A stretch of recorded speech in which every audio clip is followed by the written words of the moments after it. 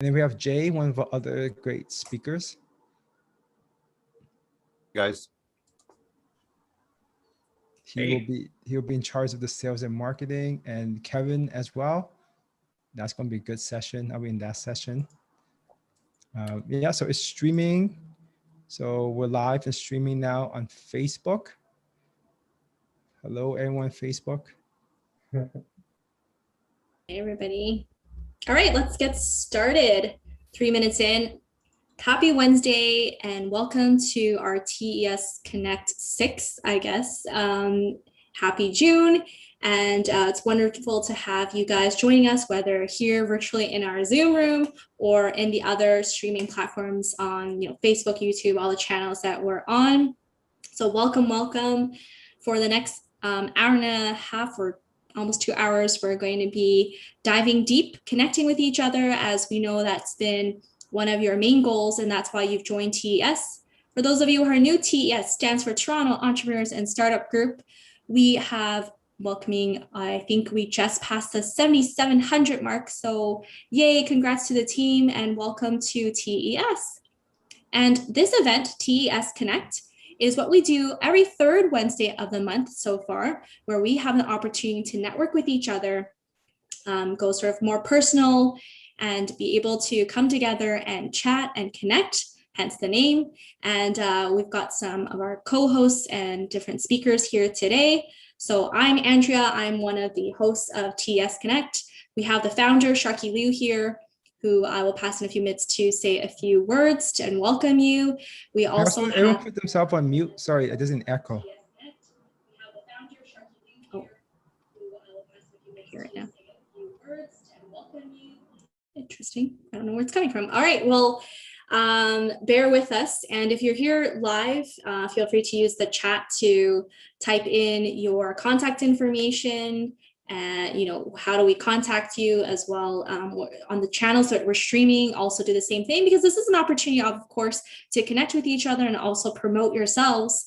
We know we can be strict with how we monitor the group in terms of moderating, so it doesn't become spam mail. So this is why you come to TES Connect, to connect one-on-one with each other, to really have those personal, soon we can do this in person, but these conversations virtually. So again, welcome to TES Connect.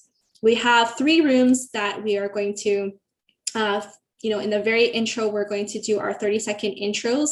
We don't have that many people today, so here live, which is fine. So we should be able to go through that. And then we've got 3 rooms. So there's the 2 other breakout rooms. There's going to be the sales pricing room with Kevin and Jay, who will lead that room, as well as Phil. He's not showing his camera right now, but he's going to be hosting the e-commerce room. And then the main room here, I'll be hosting that. If you just, want to have a conversation, to just chat one-on-one, and whoever that just wants to chat and not really talk too much into sort of the sales or the e-commerce side, no problem. This is why the Connect is here, so we can chat, and then you'll be able to actually jump in between the rooms if you don't feel like staying in one room. No problem, just like a real conference room, you'll be able to sort of come around. And we are recording and we are streaming live so that other people who can't join us here in the Zoom room are able to see us. And I want to shout out Margaret. I love these nods, because when we're virtual, these kind of nods give me like, yes, okay, we're good, yeah. And for those of you in the Zoom room, use those reaction buttons on the bottom, or if you're watching us and you like it, thumbs up, heart emoji, thanks, Sharky, all that. It's always good. So whenever everyone's doing their intros, to kind of give these reactions, whether live or through the virtual buttons, it's always great for the other speakers. So thank you so much.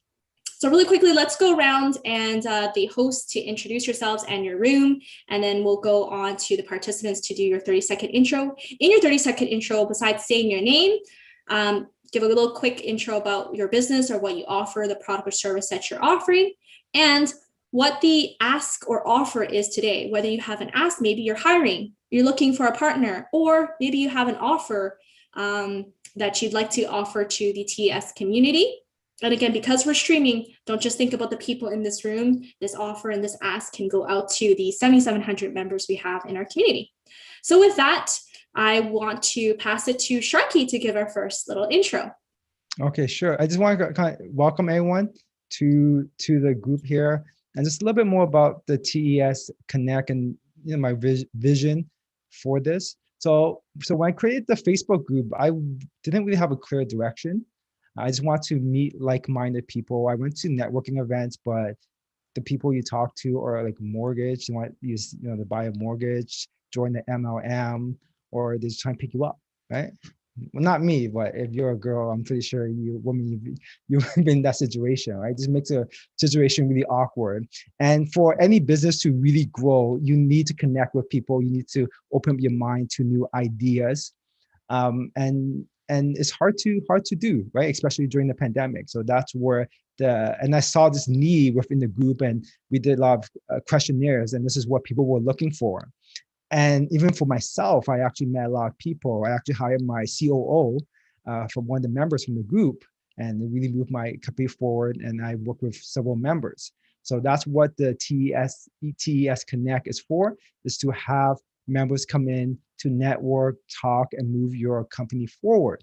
And we keep this event private event. That's why there's fewer people here than last time, so that we only have entrepreneurs who are serious, entrepreneurs who are committed to the business and who can help each other to be part of this. So we're very selective in the number of people who we invite to these events. Right? So welcome everyone, and anyone that's watching from Facebook. If you're here, post a comment, ask a question, and if you want to be invited to a future one, we have application, just post a comment and we'll send you a link to the application to apply to be here with us, right? And so quick introduction about myself. I'm Sharky. I run a business called Dentist Fine. We do marketing management for dental offices.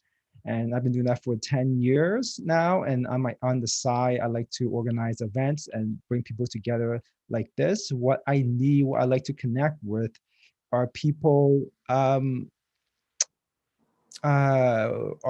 in the marketing field.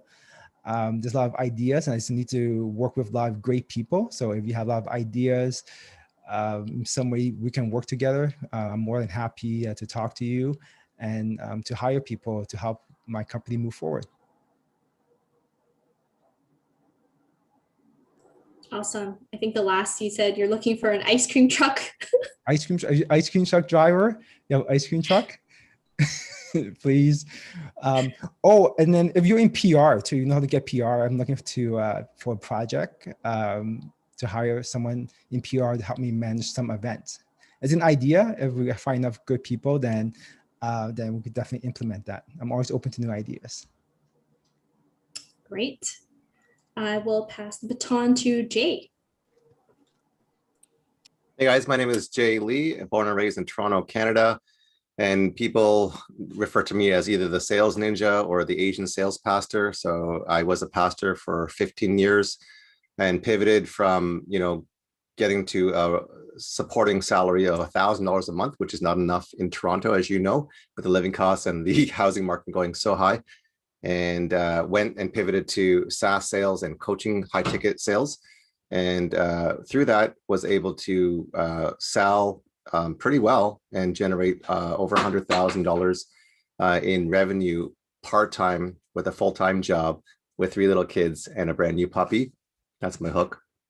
And my passion is to really help break generational poverty and to equip other people so that if you have a high ticket offer, if you're a coach, if you're a high ticket closer, or if you're an entrepreneur with a high ticket, and that when I mean high ticket, minimum $2,000, if you need any help with teaching your staff or even you as a CEO and founder on how to generate more sales and blow up your monthly revenue, hit me up. I have a website called gosalesninja.com that's just finishing its last touches. It's a funnel that I just built. And my superpower is eating unlimited amounts of ice cream at any time, any day. Nice to meet you guys.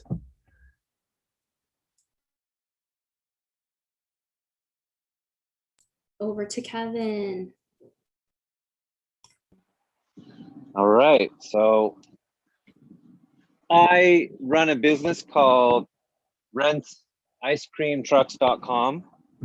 And I have one prospect in my pipeline right now, Sharky. No, just kidding. So I'm a pricing guy. What I specialize in is in helping service-based entrepreneurs to raise their prices 73% to 900% instantly, without working more, without building a bigger team, and without acting like a greedy, money-hungry jerk, which is actually the most important part in my experience. I've learned that the biggest thing in the way of you being able to raise your prices, not just set a high price, but get a new price, a high price, is your baggage around greed and guilt. So that's an important part of the work that I do. So my offer for today is to help you with your pricing challenges. And if you think that you'd like a little bit more help after, then I can tell you about that too.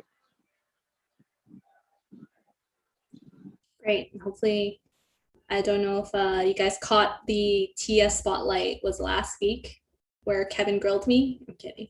But it was great. We had some technical difficulties, but if you have time, definitely go watch it. Kevin's great with all his knowledge, minus the part where he gave me a hard time. It was so good. It got banned by YouTube. Is that true?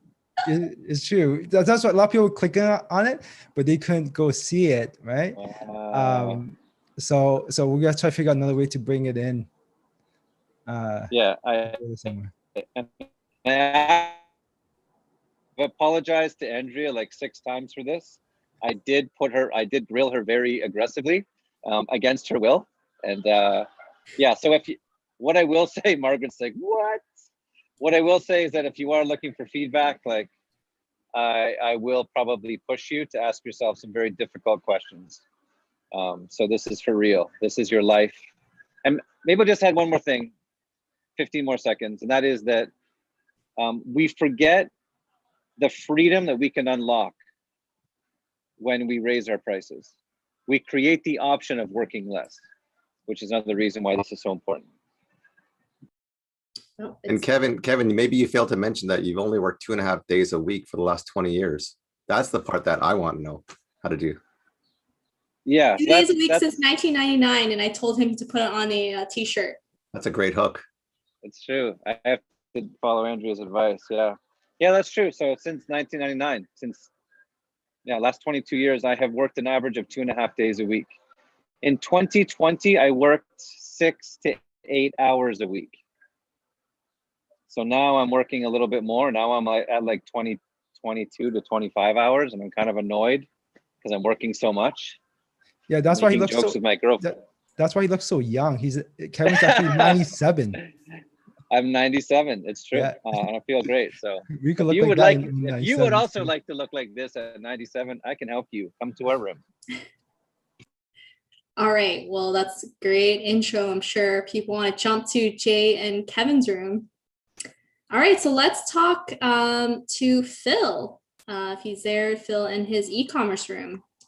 Hey guys, sorry I'm not on video call, but because I'm running between meetings right now. But I will be still running the breakout room. My name is Phil.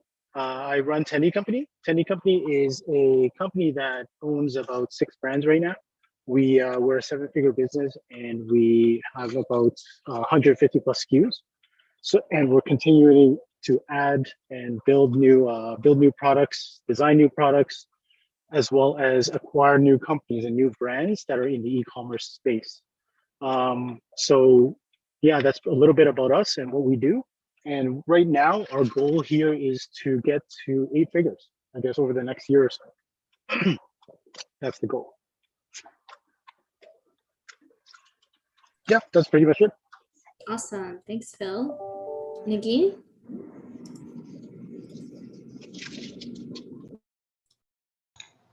Sorry, I couldn't find a mute button there for a second.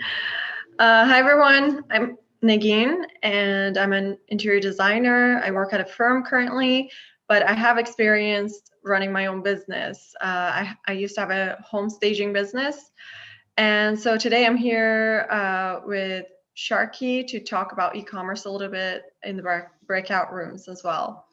So I'm happy to hear all your stories and hear about all of your business experiences as well. Perfect. I think those are all the speakers besides myself before I move on. So I'll do a quick intro. Again, my name is Andrea. I'm one of the hosts for TES. In terms of my entrepreneur journey, I started Toronto Dating Hub last year during the pandemic, and I've been featured on Toronto Star and CBC News. So if you're looking for some fun events, I'm starting to do outdoor events. I've got some jet ski speed dating events happening. It's never been done before. Yes, Margaret. So if you know some single friends, I'm going to be doing a lot of hot events. There's going to be an e-scooter speed dating event. So I'm, Sharky says about good ideas. I have no shortage of them, and I'm going to really change the perception of singles events and hopefully get on more, the blog TO and daily hives of that with my events. So busy doing that. But my background is in marketing and events. So I worked for a lot of marketing agencies for big clients like the Coca-Cola, Microsoft, Kijiji, Home Depot, etc. You name it. I was doing marketing and events for them. So I love doing events. I'm very passionate about it. How that relates to you, my offer, if you're looking to do events or webinars, I host a lot of these events, like at least 3 a month. So if you're looking to sort of do that, happy to help you with that or become a better speaker. I can help you with that. And separately, I do have 2 other jobs. We are hiring. I am looking for performance marketing analysts. So if you know how to do Facebook, Google ads, etc., we're looking for someone to help with that. So DM me if you are in that space or know somebody. But anyways, I'm happy to do sort of a networking chat one-on-one, because you never know where this goes, and we're able to help each other out. So that's my offers and my asks. All right, so that's an example of how you do your intros. So I'm going to turn it to now the participants in this room. And because you've been so receptive and great with your reactions, Margaret, you're going to go first. Thank you. Thank you. My name is Margaret Ken, and I was born in Toronto, but I grew up in Hong Kong and spent quite a lot of time in Shanghai in China. I have a toddler. Also, my main business is called Einblick Consulting. And what we do, me and my partner, we do is business B2B marketing and branding. So basically we help B2B businesses to better position through research and then craft their positioning and then all those stuff. We don't do execution. So usually we'll also look for example, programmatic partners, like programmatic advertisement partner, PR, some other things like surrounding like web design and things like that, right? So that's the main business.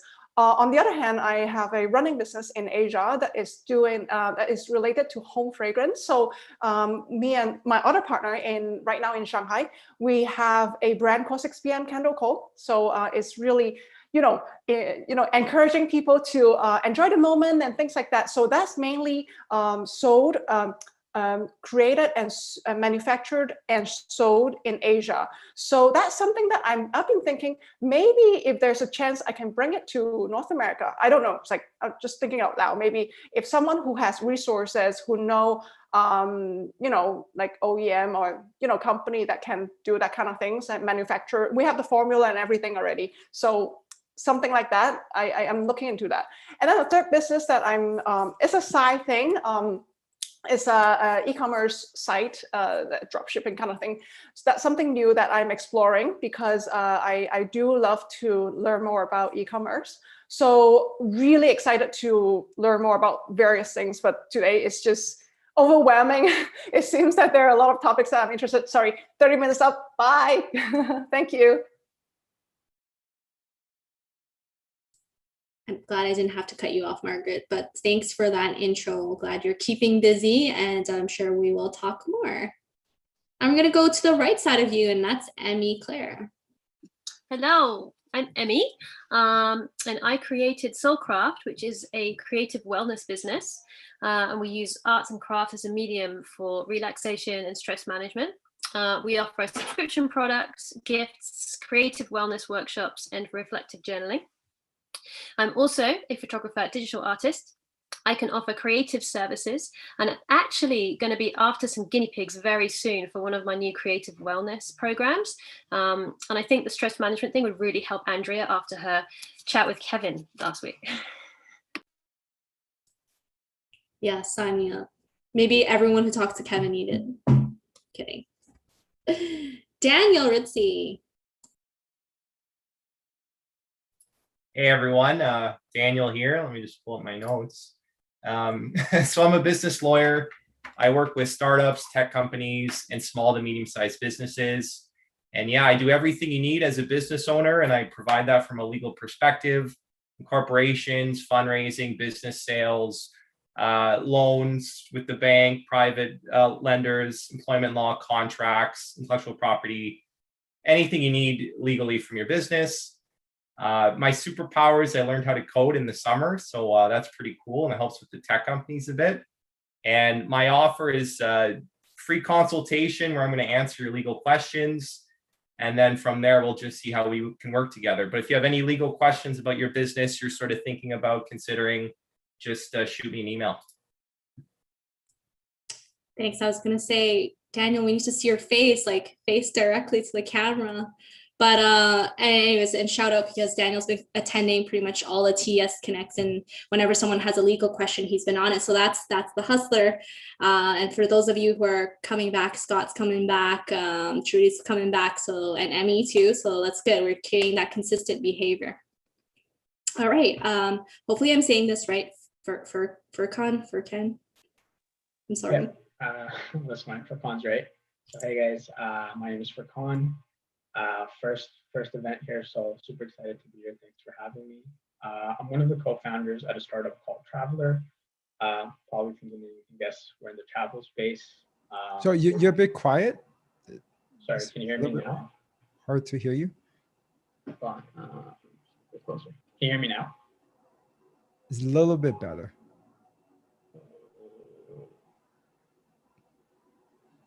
Where's the mic? Is it on your headphone or is it from your laptop? It's from the laptop. I just switched it. Can you hear me now though?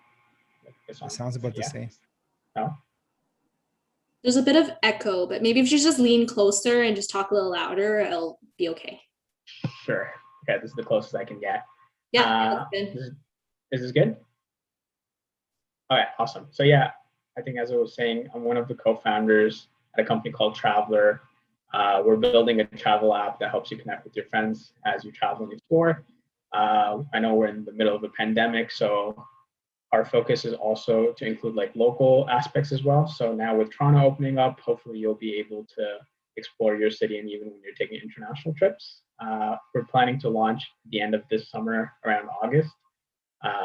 But you know, we're still getting a few people onboarded on our wait list. So if you're passionate about travel, feel free to go sign up. I'll drop the link on the chat. But yeah, here to kind of just meet new people, you know, learn from the greats in their field, and yeah, just build the network out. Thanks, guys. Amazing. Well, welcome to your first event. Payman. Hello. Hi. Can you guys hear me? You're great. Thank you, Sharky, for inviting me. Thank you, Jay, for connecting me to this group. So, hello, everyone. Nice to meet you all. For me, in a nutshell, it's my first time here. I'm the founder and host of the Leader with a Heart podcast, whereas basically I bring in enlightened entrepreneurs to share that are building impactful businesses, to share the stories, and also to inspire other entrepreneurs to do good with their businesses. I'm a big believer in building businesses that are more than just profit driven, but also are cause driven. I'm building such a business myself. I'm working on launching my own Kickstarter campaign, and for each unit of my product I'll be selling, I'll be donating a pair of eyeglasses to someone in need that cannot afford it. I'm a very heart driven person, and my superpower would be a connector. I lived in 10 countries and 4 continents, and when I was living last in Hong Kong and China, I was organizing events, hosting events, speaking of events, and just bringing people together. So, and if there's any ways I can help any one of you guys, I'd be more than happy to do so. And if I could just jump in there, Payman is a great podcast host. He asks amazing questions. So if you want to get recognized and kind of get on his podcast, I got the opportunity of getting interviewed, and we had over an hour. Actually, we had 2 different calls, but one of them was recorded at over an hour. And just he's an amazing host and getting into your business and asking your why. So highly recommend him. Thank you very much, Jay. And I have to say, you have an amazing story. I've had the privilege of having amazing, enlightened entrepreneurs, but your story is one of the most incredibly inspiring one. So I recommend everyone to just listen to Jay's episode I did. Absolutely amazing. Especially, I would not forget that story you shared with us in Kazakhstan, man. That was crazy. Do you have a link to it? Maybe share the link in the Facebook group. Yeah, I will just add it. It's called it's a YouTube channel called Leaders with a Heart. Okay. And I have a Facebook page as well. Nice. Let me. So for everyone here, I posted a link in the comment section to our Facebook live video. So if you want to go there and post your link and contact information, so anyone watching this would be able to contact you. We have about, let's see, we have about, I think about 400 or 500 people that watch each video, at least. So it's good to make sure you have your comment there, or have your info in the comment there. I just repasted it. And, you know, the love between Jay and Payman right now is just great to see that those connections that, you know, form in and out of TES, and we hope to continue building this community. So everyone talks like that about each other. It's great to see. Awesome. Trudy. Hi, everyone. My name is Druti. I'm a co-founder of online accounting firm called Sprint CPA. We provide online accounting, bookkeeping, corporate and personal tax, and technology consulting services using tech-savvy and automation-based approach. Our target market is startups and e-commerce businesses. Our goal is to liberate business owners from worrying about their books. I'm here to connect with entrepreneurs, and my offer today is if you have any accounting or tax-related questions, I'm happy to provide you with half an hour free consultation. Amazing. Thank you. Scott. Hello, it's been a while. My company is Global Coin Solutions. We take and we allow charities to collect donations in any currency. We're talking about physical currency, gold, hard cash. Pre-COVID, the majority of our business came from the airline and airport industry, which are naturals for this. But even though I have been working since day one to get this into the more traditional space, that has been the focus for the past 15 months. So we actually we've got something coming up with the Mississauga Board of Trade and their members very shortly, which as soon as it gets announced, I'll make sure that everybody gets a chance to see it. But basically, we've put together a program where businesses can collect leftover foreign currency from the public, but it also drives business to them. So it enables them to be able to give back, and in the long run, hopefully allows me to put my staff back to work as well. So if anybody wants to get involved, we can definitely start something in Toronto or elsewhere. Thanks. And shout out to Scott, who's I think has attended our TES Connect since day one. So thank you for your support. See, we remember our members. All right, let's go to A.M. Mohammed, who's been to a few of our TES Connects. Welcome back. Are you there? Because you're on mute. There we go. Yeah, I'm here. Hi, everyone. So my name is Mahmoud, and I've been here a couple of times. So I have a branding company, as well as I recently started not recently, but in February, I started a podcast. It's called Place by Mahmoud. So it was great to see another podcaster here as well. And so I'm rebranding the podcast at the moment. And today I'm here to connect with other people like always, and also great to see Payman here. And I have to talk about the podcast a bit with him as well. And yeah, that's it. Thanks. And I think last but not least, Joy. Hey, so my name is Joy. I'm the founder of Bravo IT. What we're doing is providing full managed services to small and medium businesses within Southern Ontario region, whether it be remote or on site.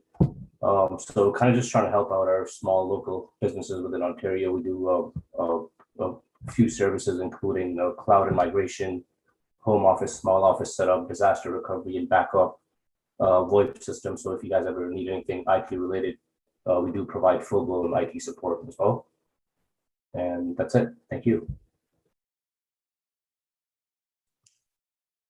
All right, have I missed anybody? Just quickly, I think I got through everybody.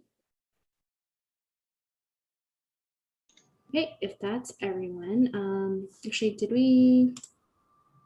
Oh, let's launch this quick poll. We like to ask this every time. So we've got, for those of you who aren't in this room, but we just have a quick poll. Where are you with your business? What are you hoping to do with TES? Why are you here? Select one main goal, and how often would you like to see these events? Just to get a quick poll on what you'd like to see.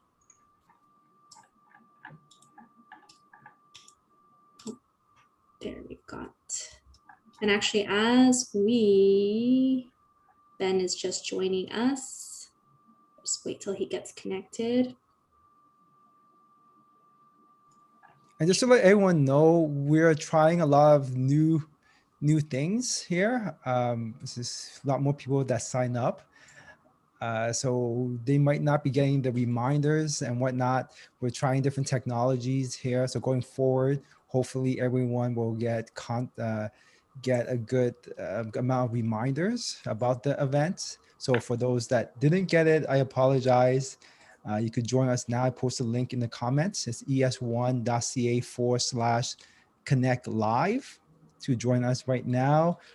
So in the future, you'll be getting a lot more and better reminders as we figure things out about for the event, as well as all the guest speakers and topics that we'll be covering with one of these. And the goal of these events is to help you work specifically on your business, to have a consultant come in to analyze, give you tips about your business. It's going to cost you thousands of dollars. The goal here is to bring you on, have an expert such as Kevin, such as Phil, such as Jay, help you talk through it, as well other members help you talk through it, analyze, give you tips on any problems that you may have, that you're having with your business, so you can level up.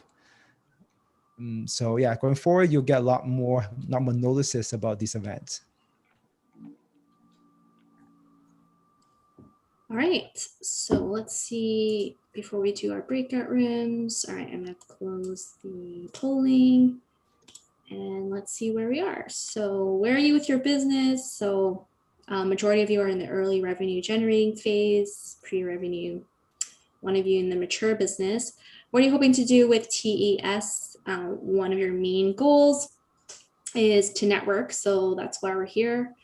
Yeah, and we always like internally, we're always like, are people looking to, to a mastermind group or, mentor others? What is it? So not surprisingly, the people here want to, really just network with other people, with other entrepreneurs. How often would you like to hold these events? Monthly sounds good. Okay. I know daily, Sharky wants to do daily. I don't think we're able to do something like that. So I'm glad you guys are like monthly seems about right. So I think someone mentioned it was a kind of interesting idea to have like a daily morning kind of coffee check-in type of thing. That was an idea by someone. The 5 a.m. club. Let's do it. Okay, I'll do it for my bed. I suggest an hour every morning with your coffee. Oh, that was your idea. That was what it was, yeah. Oh, that's a great idea. Yeah, I used to have a chat like that with a couple of people on Clubhouse. So okay, I would be down for it. Well, Nagin and Emmy, if you want to start it, like, let's do it. And what's really good, so I study a lot in productivity, and what's really good is to listen to some type of podcast or some type of motivation to get yourself going in the morning, to set yourself in the right step. Some people like to listen to some podcasts, but I think having a chat like that would be great to motivate each other and kind of share highlights or motivational kind of insights or learnings. I think that'd be a really good idea too. Yeah. Absolutely. All right, so let's go on to, we're pretty on time, 6:08. So we would like to do the breakout rooms next until 7 o'clock, just to keep things on track. So did we decide if we're doing the 2 rooms, Sharky? So the main room here where we are right now, if you don't want to move, that will be the room that I'm hosting. If you just want to chat, business owner to business owner, kind of overall chat, I usually moderate with questions and things like that. But if you want to be in the room with Jay and Kevin about pricing and sort of that kind of side of sales and marketing pricing side, you'll be in the J room. And then the last room is Phil for e-commerce. I'm just checking, Phil, you're okay to do your own room? Can we get a raise of hand of how many people in which room want to go to? Sorry, this what? Or can you add a poll or something, Andrea? The poll is okay. How about this? We'll just break into the rooms. You'll have the option of basically coming to any, like you can jump around. So yeah. So I'm gonna make it close automatically in 41 minutes. So the way streaming works is that the main room will be streamed. The other smaller rooms will not be streamed. Will be private. It's fine, and it's up to we did make the co-host the other speakers, so if they did want to record their conversation, yeah, and please ask your sub rooms if they're okay with that. But yeah, so I'm going to open the room, so you should be able to click the breakout room and then click on whatever room you want to go into. Otherwise, you can stay here if you want to just join the conversation here, and then if you have any trouble, just DM or talk to me, and I'll send you to a room. So with that, let me know if you're able to join whatever room. So the speakers, if you're able to click the room you're going to. So again, sales and pricing will be Kevin and Jay. E-commerce will be Phil. And again, you just go into breakout rooms at the bottom and then choose whichever room you want to go into. Or if you have trouble, let me know and I'll. You put Sharky in sales? He put himself there. Oh, he put himself there. Really just jumped away, so. And I don't see Jay. Oh, Jay's here. Jay, do you need me to send you? Which room should I go to? E-commerce with Phil, or is he hosting his own room? Yeah, if you want to go to Phil's room to help. Okay. Because I and think if not, come back here. Have the other room. Sorry. I think Jay and Sharky have the other room covered. Yeah. Yeah. Okay. Is Phil around? What is it? Do you have run to the e-commerce? I'm like, Jay, I'm trying to send you. How come it's not sending you? No, there we go.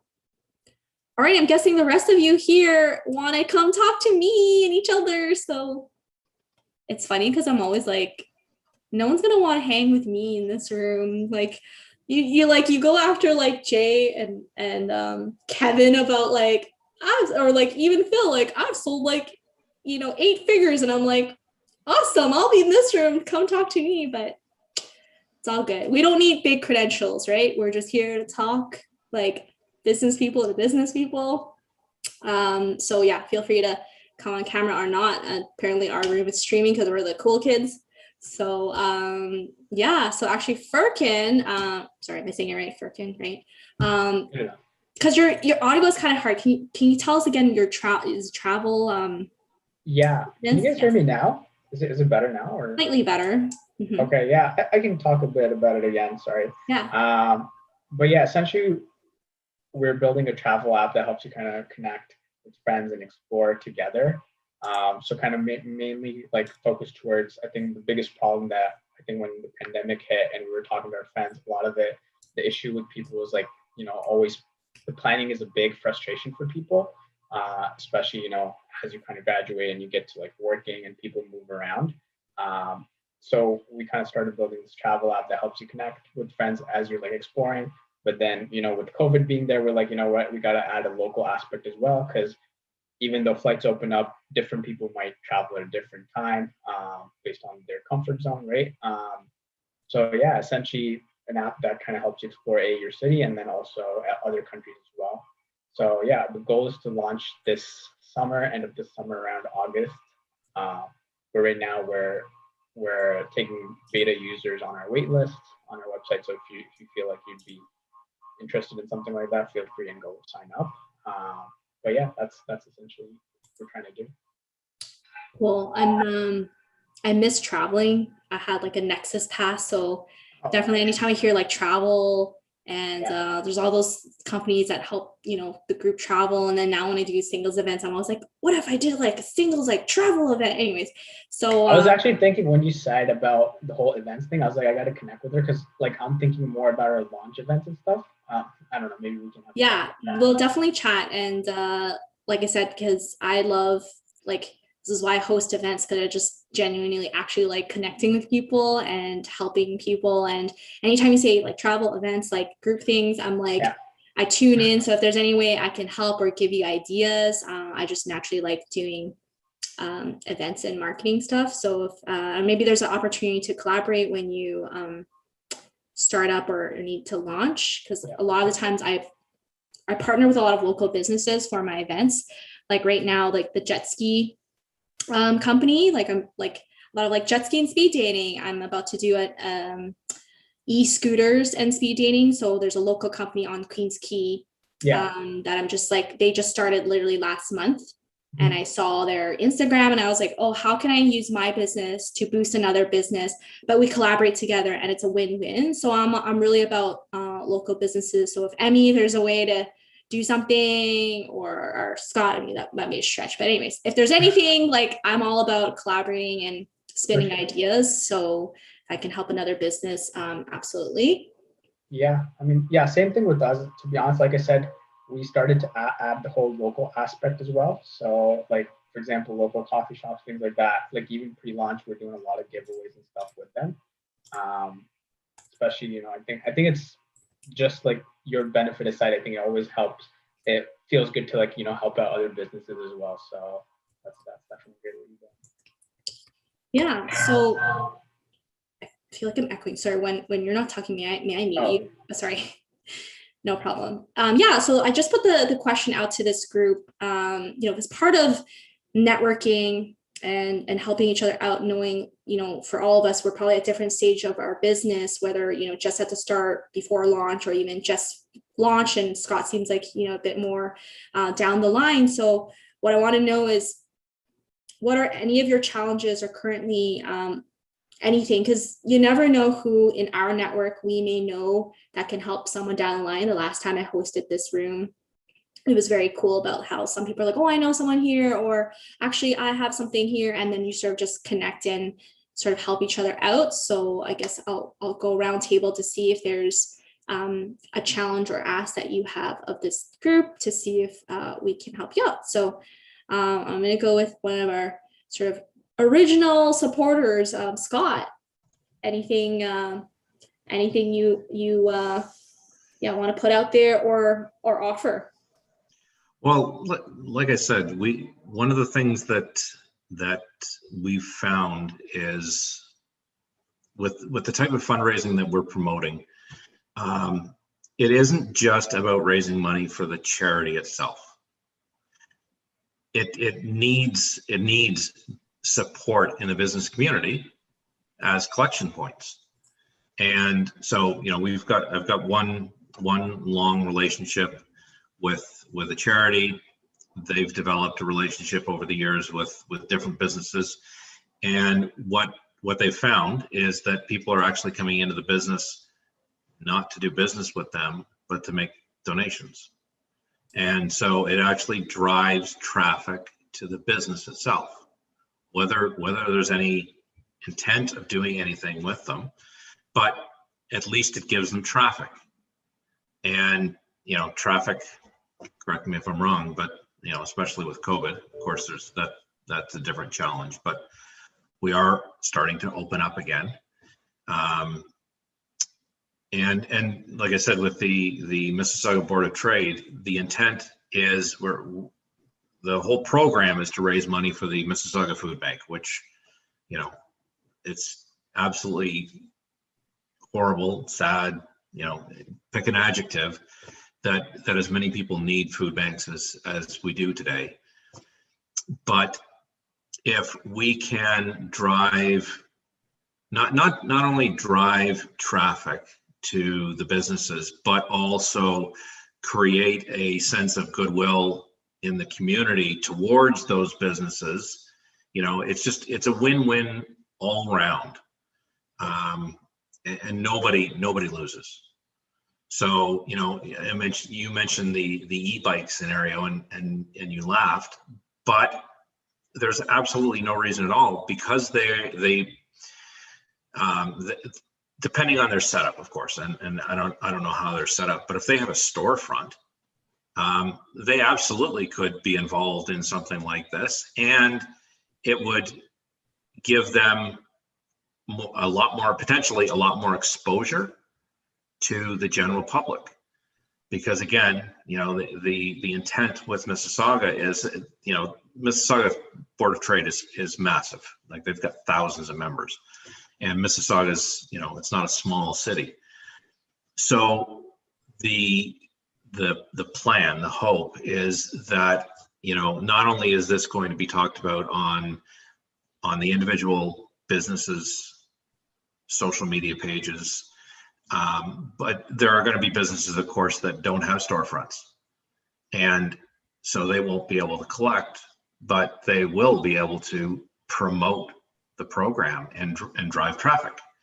And eventually, whether it's through other businesses within the Board of Trade, or it's just simply through the awareness that we can create.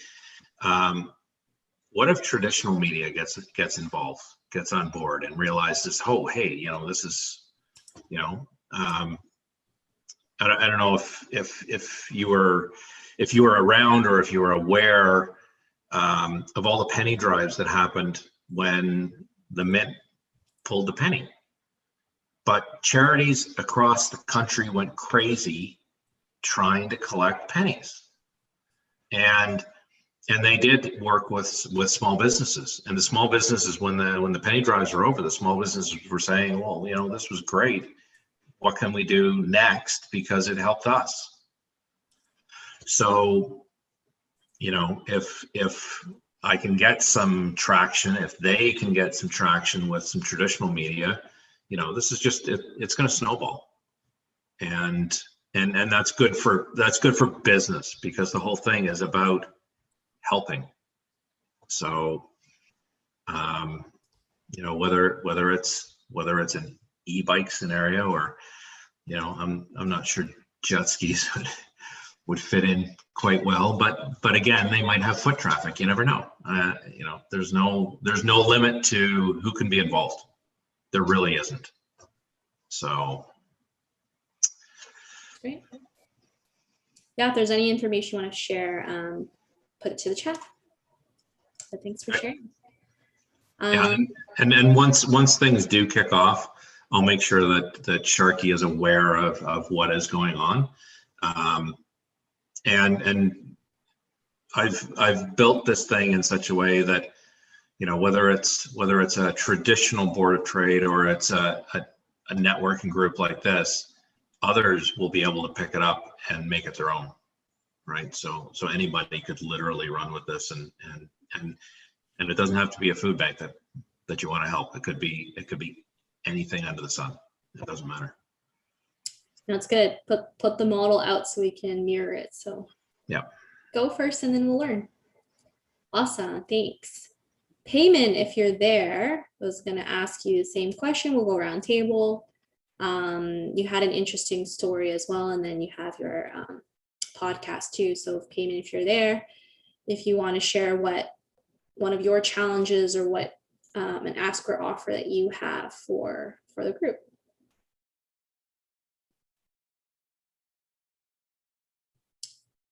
Payment, are you there?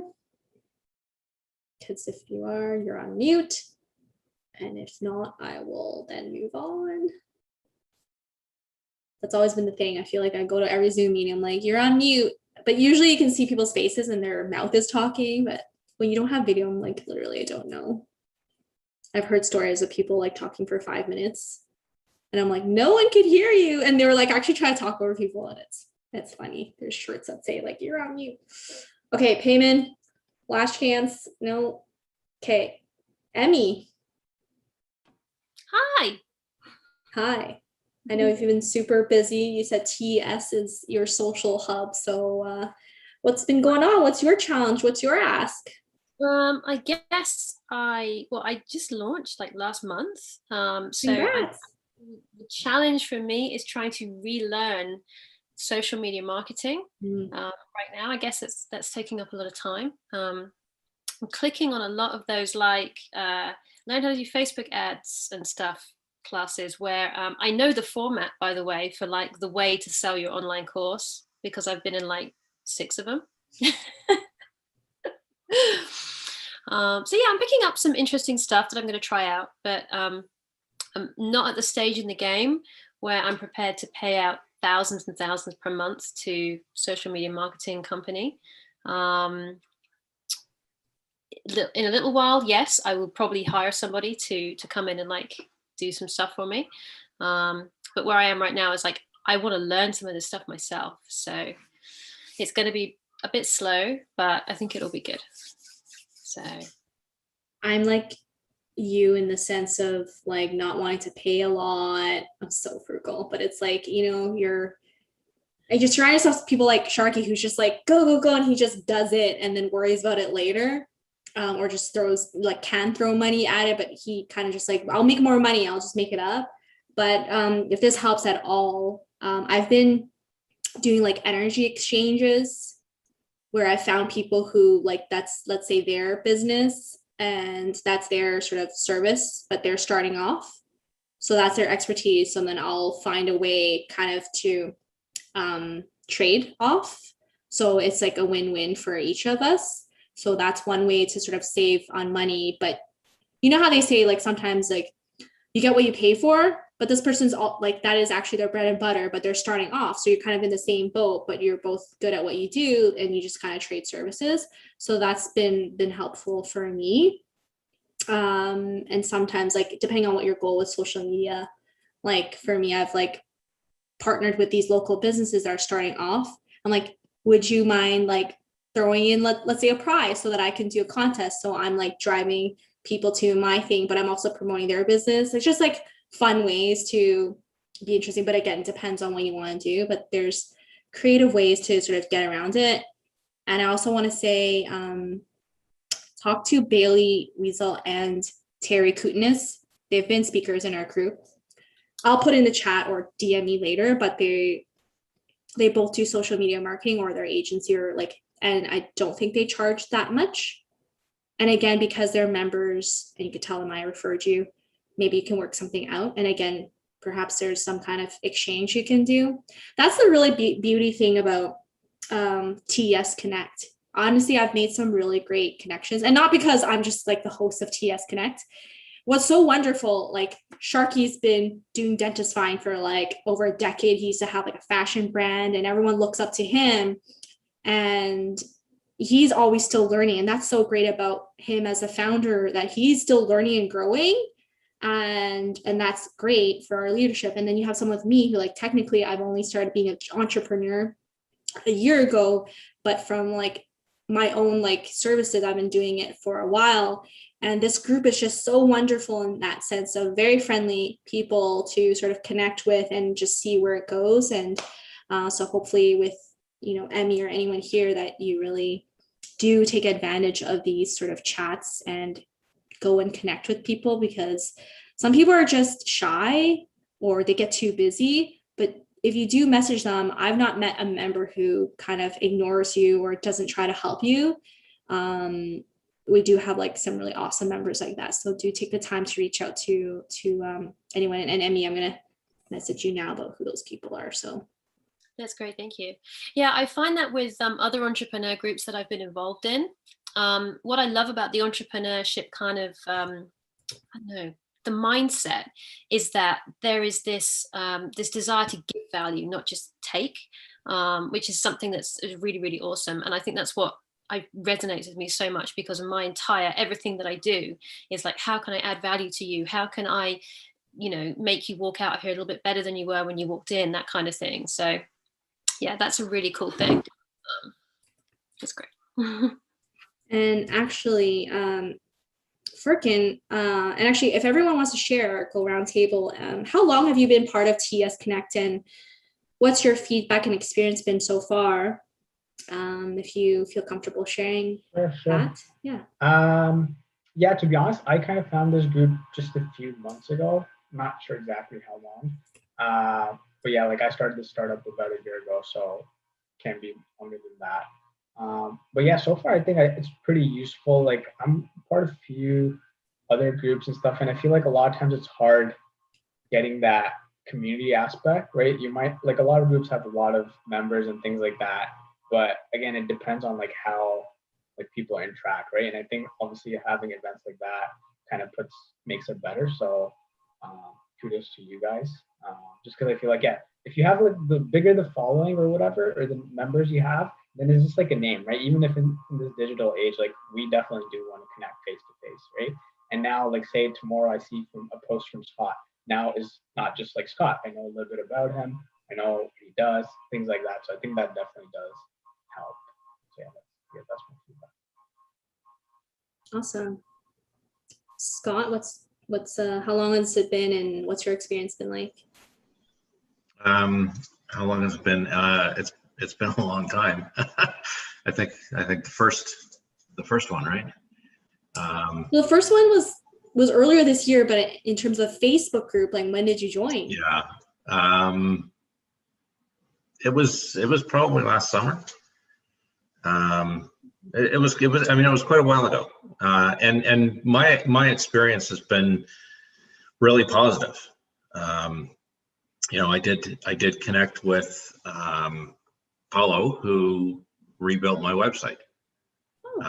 We connected through here. He was looking for clients that he could use as references, and he was starting. So just like you were talking about in terms of trade-offs.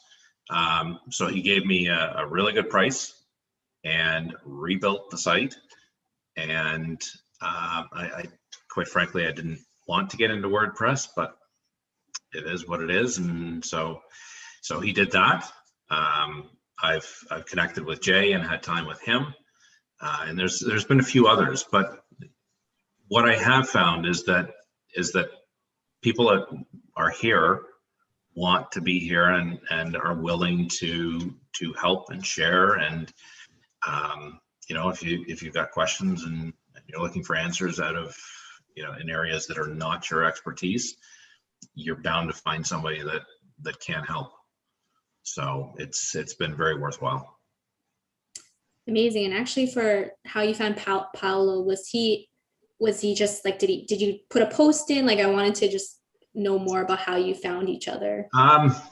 Actually, I think he put a post out looking for guinea pigs. Yeah. And I thought, you know what, it's worth at least having that discussion. And you never know what can happen. But you were happy with the results? Yeah.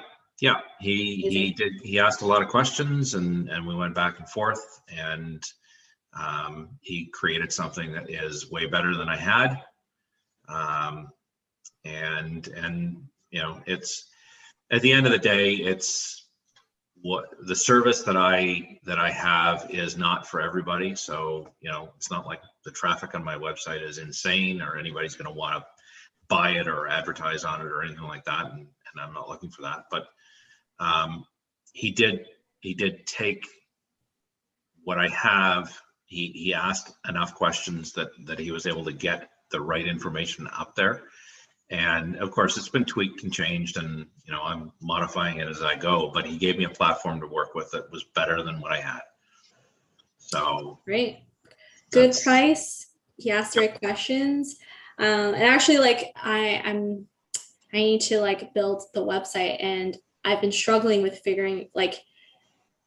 Sometimes it's like analysis paralysis, right? Like you can find enough articles to say WordPress is great, and then you could find the same number of things saying WordPress is not great, or like go with Wix and Squarespace. And so I don't know about you guys, but like, what do you have for your website? Are you doing WordPress or one of these other things? I would love to know. So, well, Scott, you shared WordPress was the way to go, or at least Paolo said so, and now you're happy with it. Okay. Emmy, your website, what did you do? I built everything out in Wix, and I'm connected with a processor, Stripe. And I have the Square app on my iPad for like when I'm at markets and stuff, because I do market with my stuff. But yeah, I really like Wix because I found it quite easy. I did try WordPress a few years ago on a different project, and I just I couldn't get my head around it. So I kind of gave up on it a little bit. But yeah, I really like with Wix. And actually Wix and like social media, like Facebook, talk to each other. So you like chuck your pixel in one end and it like figures everything out. And then all of a sudden your Wix stuff is in Facebook. And I found that was really, really useful as well. So the integration. I liked Wix, yeah. Great. Firkin, what did you do? Or what are you doing? So we use Webflow. Just because we wanted like a little bit of more freedom, and to be honest, like we have a very strong tech team. I mean, we're building an app, so that's why we kind of went that route. I mean, I didn't do the website myself, but like I guess one suggestion I would give you guys is like I don't know if you guys are on TikTok, but on TikTok, based on the stuff I follow, I see a lot of these resources that have like a lot of no code or like these new flashy website where it's like it's kind of like you just fiddling around as in like if it's Figma or whatever, and it kind of spits out a code for you. So if you don't know how to code, or if you're not that technical and you don't want to use, you know, WordPress or something like that, I can find it and I'll share that if someone's looking for that. But yeah, TikTok is good in terms of just resources and that. I know TikTok is the way to go, especially if your audience is younger, but I like kind of refuse to like sign up for an account or go into it because I know it's like the black hole of like, it's gonna be like, I have some friends who have like, they name their apps, like there's a bucket called like time waster apps. And I know it's just gonna suck all the time because I'll just be like video after video and like, I'll want to like and be like, yes, Emmy's like, so I'm like, do not like, I know from a business perspective, like it's good to market on it and do the thing, but I see some of my friends or other business owners that are trying to like do these videos that fit in, and I'm like, oh my god, what are you trying to do? But even if they're bad at it, they're like, we just gotta post it because at least you get views and likes. And I'm like, I just can't, like I'm like refusing to do it. Maybe I'm stubborn. And if those of you are watching on Facebook or YouTube and you want to argue, by all means do it, because we're trying to create engagement. But I'm like, yeah, for now. I honestly felt the same way, but just because of that, like promoting the app, I kind of did the whole thing as well. But like, yeah, regardless of like the reach, I feel like in terms of the resources, again, it depends like who you follow and what kind of content you consume. That's with every social media. But like the amount of resources like I've gotten, like I've like saved everything. Like the hardest part is now actually going back and actually following through with that. Can you share some of your favorites into the Yeah, sure. I'll actually find it. I don't know, where do you want me to put it on this chat? Sure. Or okay, yeah. We can... Or maybe I'll just link it, I guess. Yeah, link it or share it. That would be great. So yeah, sounds good. I have my TikTok account ready to go, but I'm too wuss right now to actually post anything on it because I think I'm like, it's like the minute I start, you can't stop. I'm just not. That would be sleep gone. There would just be no sleep left because that's all. I think there must be an app or something like I've heard about settings on your phone where you can basically almost have it go to sleep, or like you only have this many hours in a day to use it, and then it kind of cuts you off. So you can try that, but yeah, anyways, but back to the word. I would just override it and carry on, because I'm like, when I get into something, forget it. That's it. Yeah, I hear you. Going back to the WordPress versus Wix and Squarespace, is because I heard that if you care about SEO, which I mean, when you talk about websites and digital marketing, it's all the SEO stuff. And I've been hearing that WordPress, while it's not the most user friendly, but in terms of customization and to be able to really do the whole SEO tricks, is the best for that. So if you, from a long-term perspective, then that's why I heard to go to WordPress. So Payman, you're there. Yes, I am here. I've been just I've been here just having calls, but I'm here. I didn't leave. Just want to pitch in regarding the website. WordPress is good. I think it depends on what is the purpose of your website. What do you want to do? Is it just to be like a showroom? Is it going to be to collect leads or just make sales, e-commerce? One platform that I've been seeing a lot of my friends, and I'm heavy in e-commerce, that are using it, having a lot of success, has been ClickFunnels, because ClickFunnels has a lot of, especially when it comes to pure sales and increasing the amount of sales and all that, especially because if you're doing sales, say on Shopify or any other websites, the problem with these websites is that there's a lot of distraction, too many buttons, too many options. What you want when you get a prospect or a lead on your site is you want them to have no other distraction, just one outcome, yes or no, whatever outcome you want them to take, whether it's to enter the information or buy. That's why ClickFunnels has been really good. So I guess it depends on what you do. For me, for my Kickstarter campaign, for my reservation funnel, I'm using ClickFunnels, but I will also be needing to build a Shopify website, because just to give more credibility. And I might even build a WordPress just to look more corporate. So I guess it depends, what exactly do you need for. I'm so glad you brought this up, Payman. So like, look, when you come alive, it's like, yes, got us in there. I'm so glad you brought this up, because recently, and quite relevant, Jay and Kevin have ClickFunnels websites that I was looking at. And, if I was like Emmy, there was a time when I was just like, free webinars, everyone's offering free this, free that, I'm just going to click on it. And then they have these ClickFunnels pages.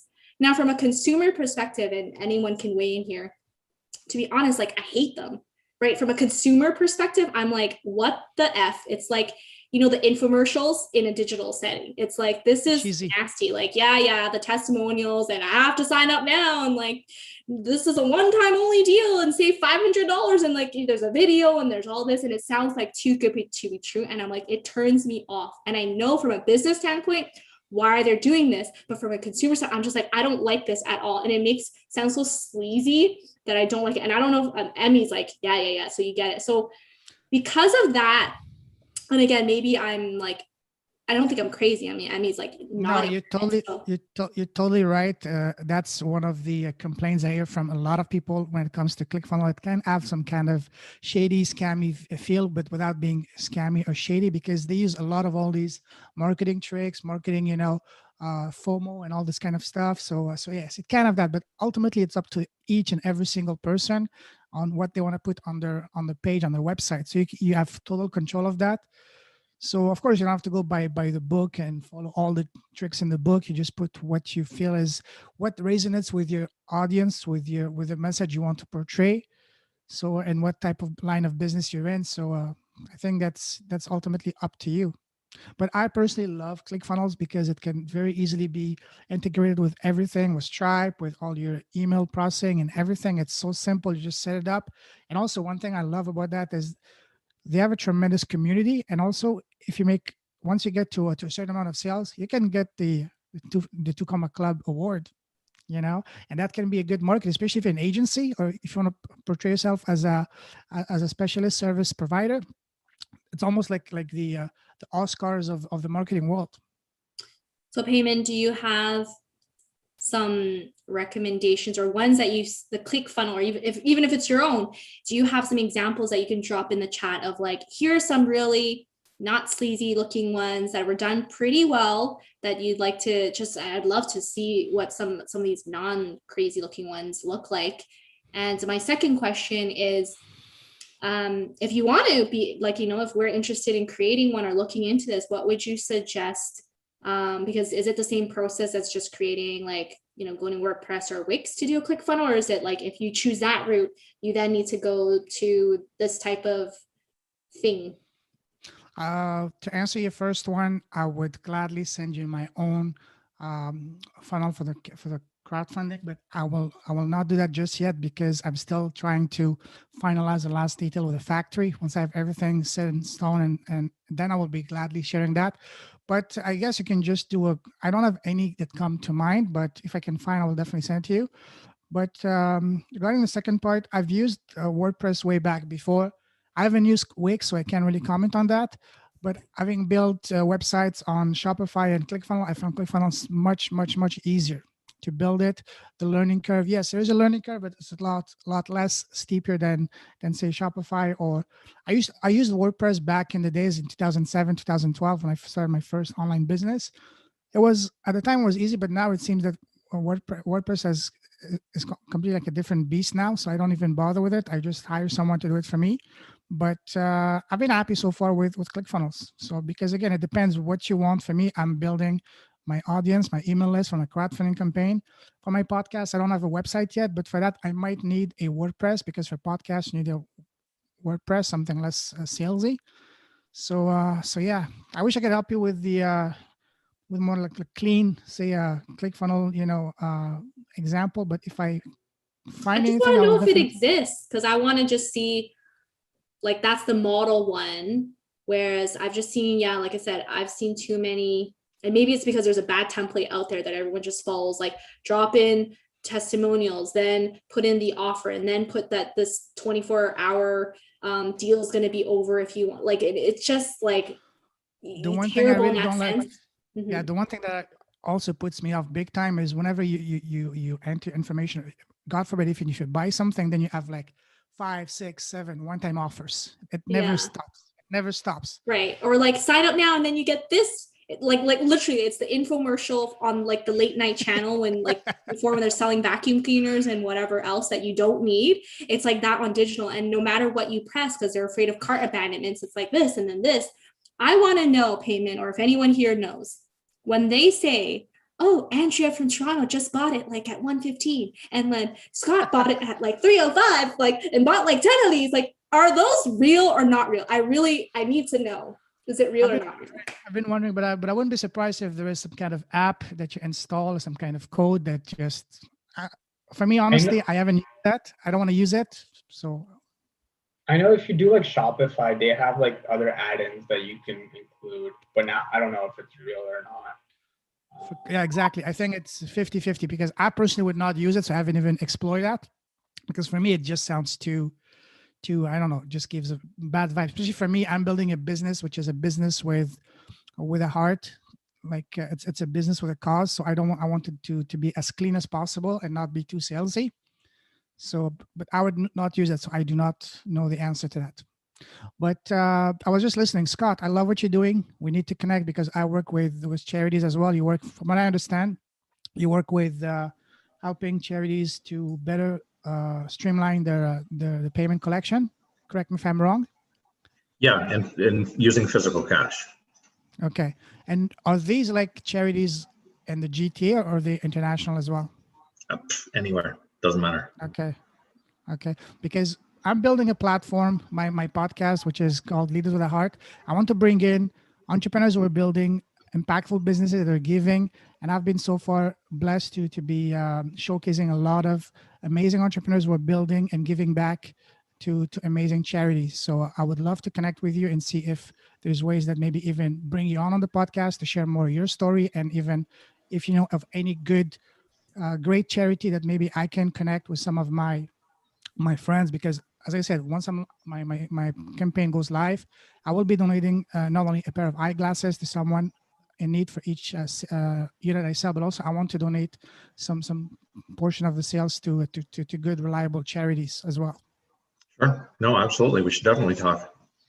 Yeah, Cool. This Awesome. is why, like, see, this is why you just never know who you Exactly. meet and what things. So I'd love to hear what happens, the outcome, and I know Furkan, we're gonna chat, and Emmy, we're gonna chat. Love that. So Yeah. I love it.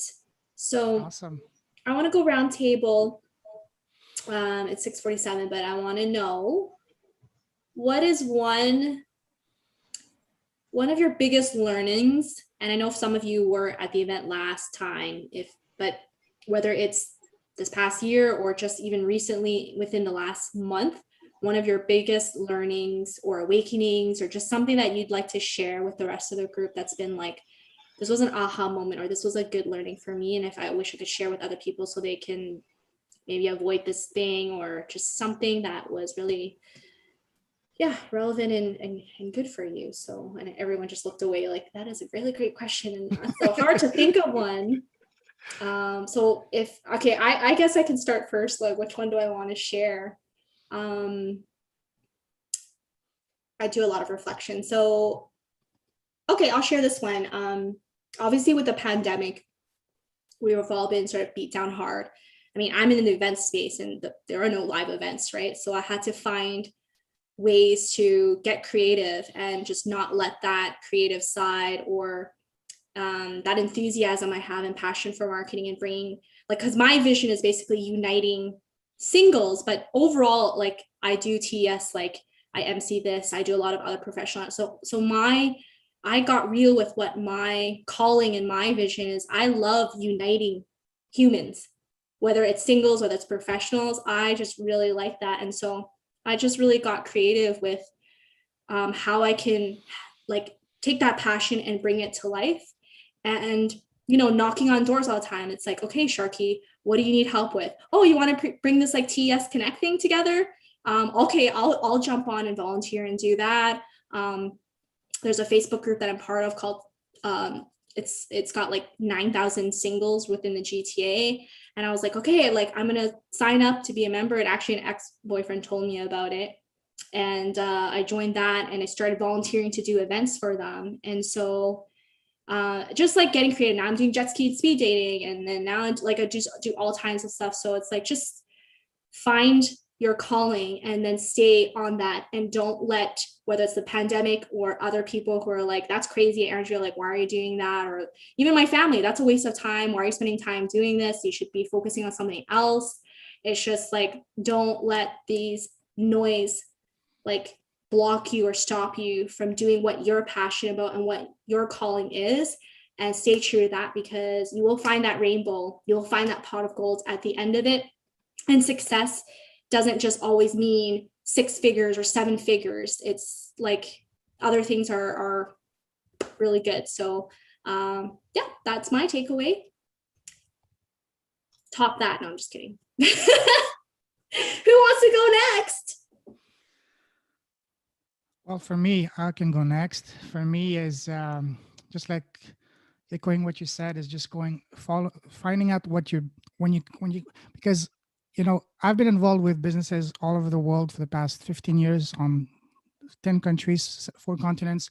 But the one time that I've been the most passionate, the most in line, that I could do it like 20 hours a day, 120 hours a week, is this one, because it's not just chasing money. It's not just chasing material things. It's chasing your purpose, and while doing something that you're passionate. If you combine passion with your heart, then you become unstoppable. And that's what I've been finally able to find, which is building a business that is not just about me, not just about chasing, the next toy, or chasing the next, seeing my bank account grow. No, it's about giving back, because I can blab on about that for hours, but I will spare you that, because I'm very passionate when it comes to building businesses that give back.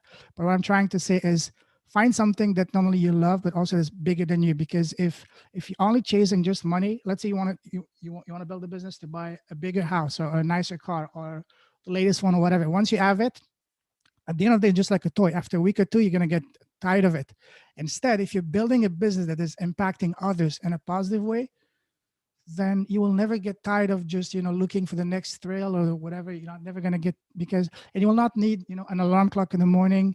You won't have to say, oh God, I'm going to go to another day.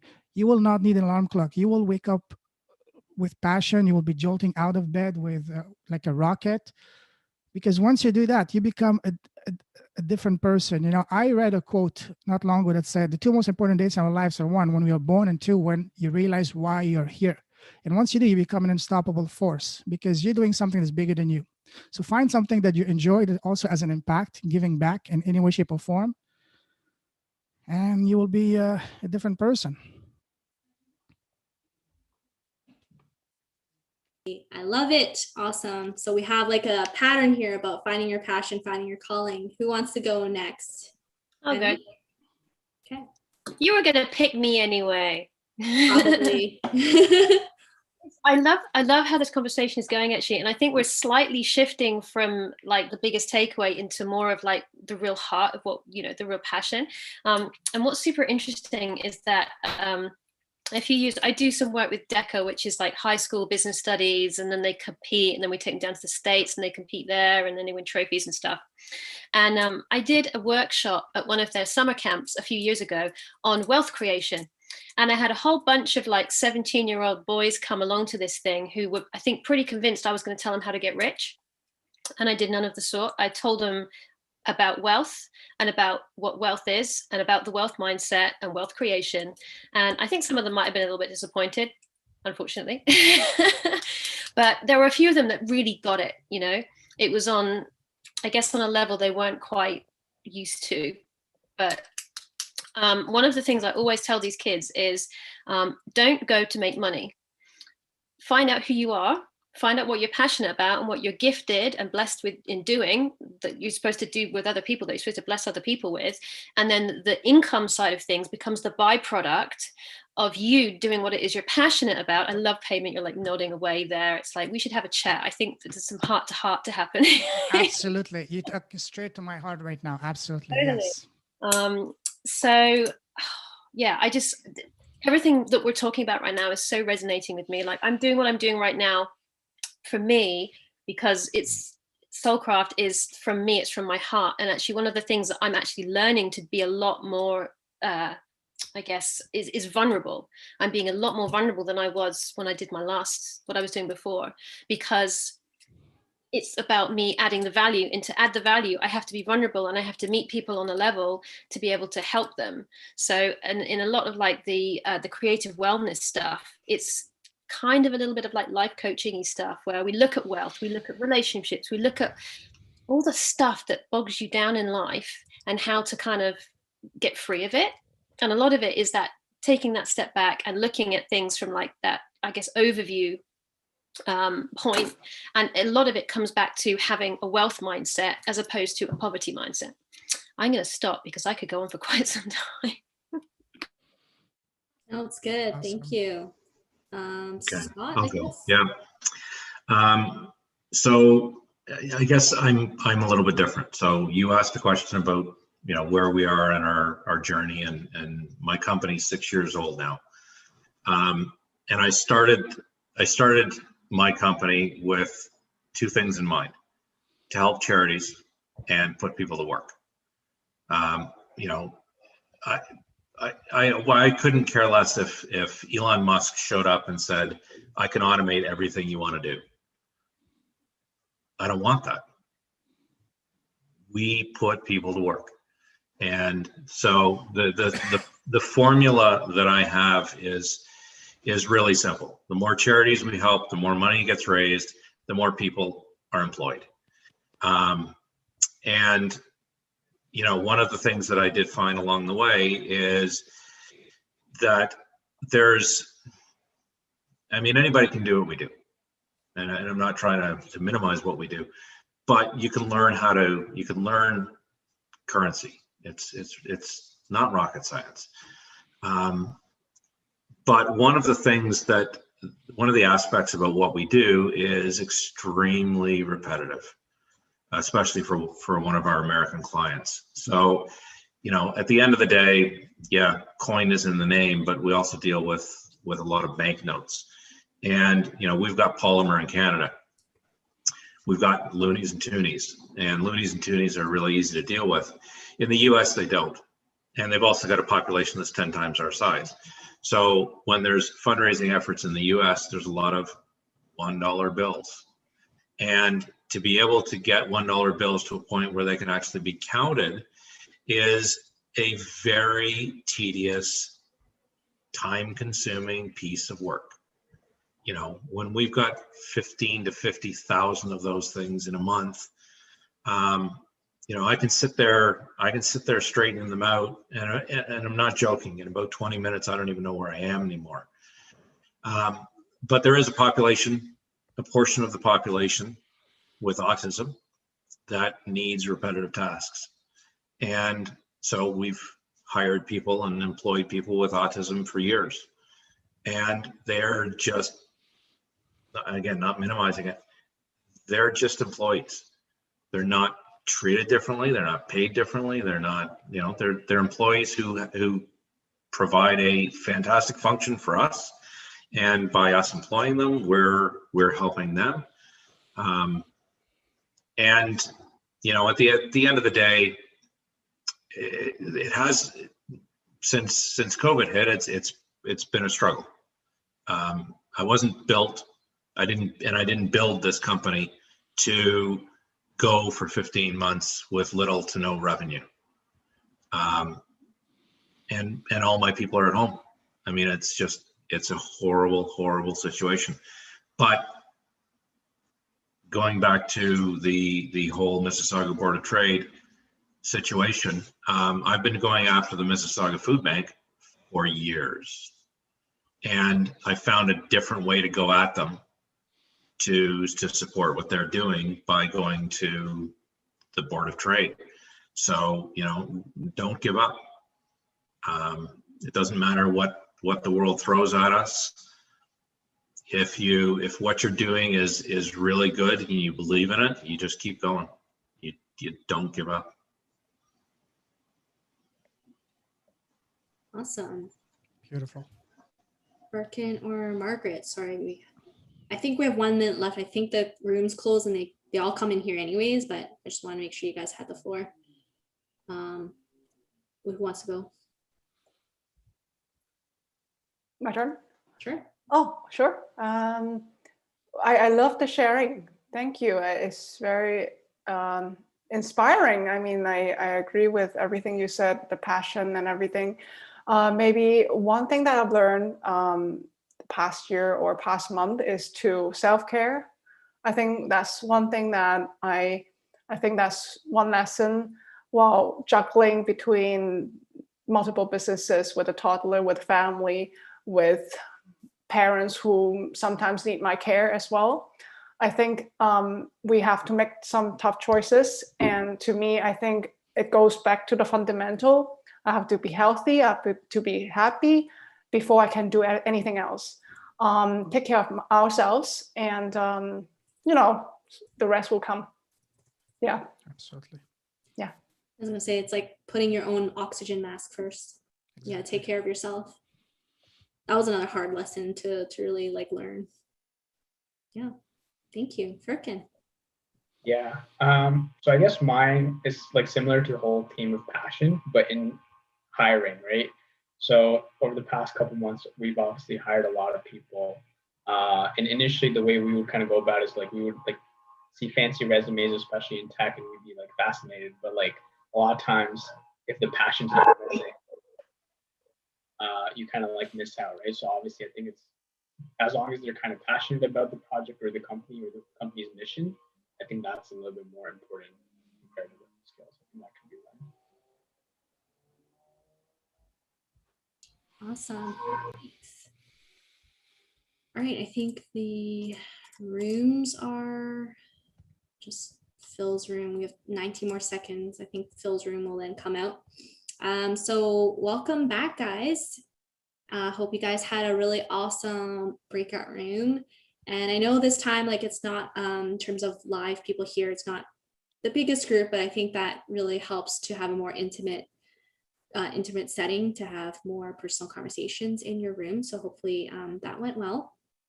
And so now it's 7:01, and usually at this time before we close it off and make any announcements, and Sharky, if you can please post the feedback survey link. And what we ask here is, I want to say it's es1.ca/feedback, maybe. Sharky always makes it, you're on mute. Sharky always makes it really easy to remember the links. Yeah, es1.ca feedback, you got it. Feedback, okay, perfect. If I can ask you, multitask and fill in the form before you leave so that we actually get, the 15 people to actually fill it in so we know how we're doing, what you want to see. That would be great. So again, the feedback form, es1.ca/feedback. And again, for those of you watching, if you didn't get a link, but you're watching it on there, es1.ca/feedback, so you can tell us what to do next time. So before we close things off and announce what's happening next time around, I would love to hear, since we couldn't attend all the rooms, I would love to hear what the overall takeaway or what you want to share in your room is. So Jay or Kevin, if you want to share or nominate someone in your room to share what a takeaway was.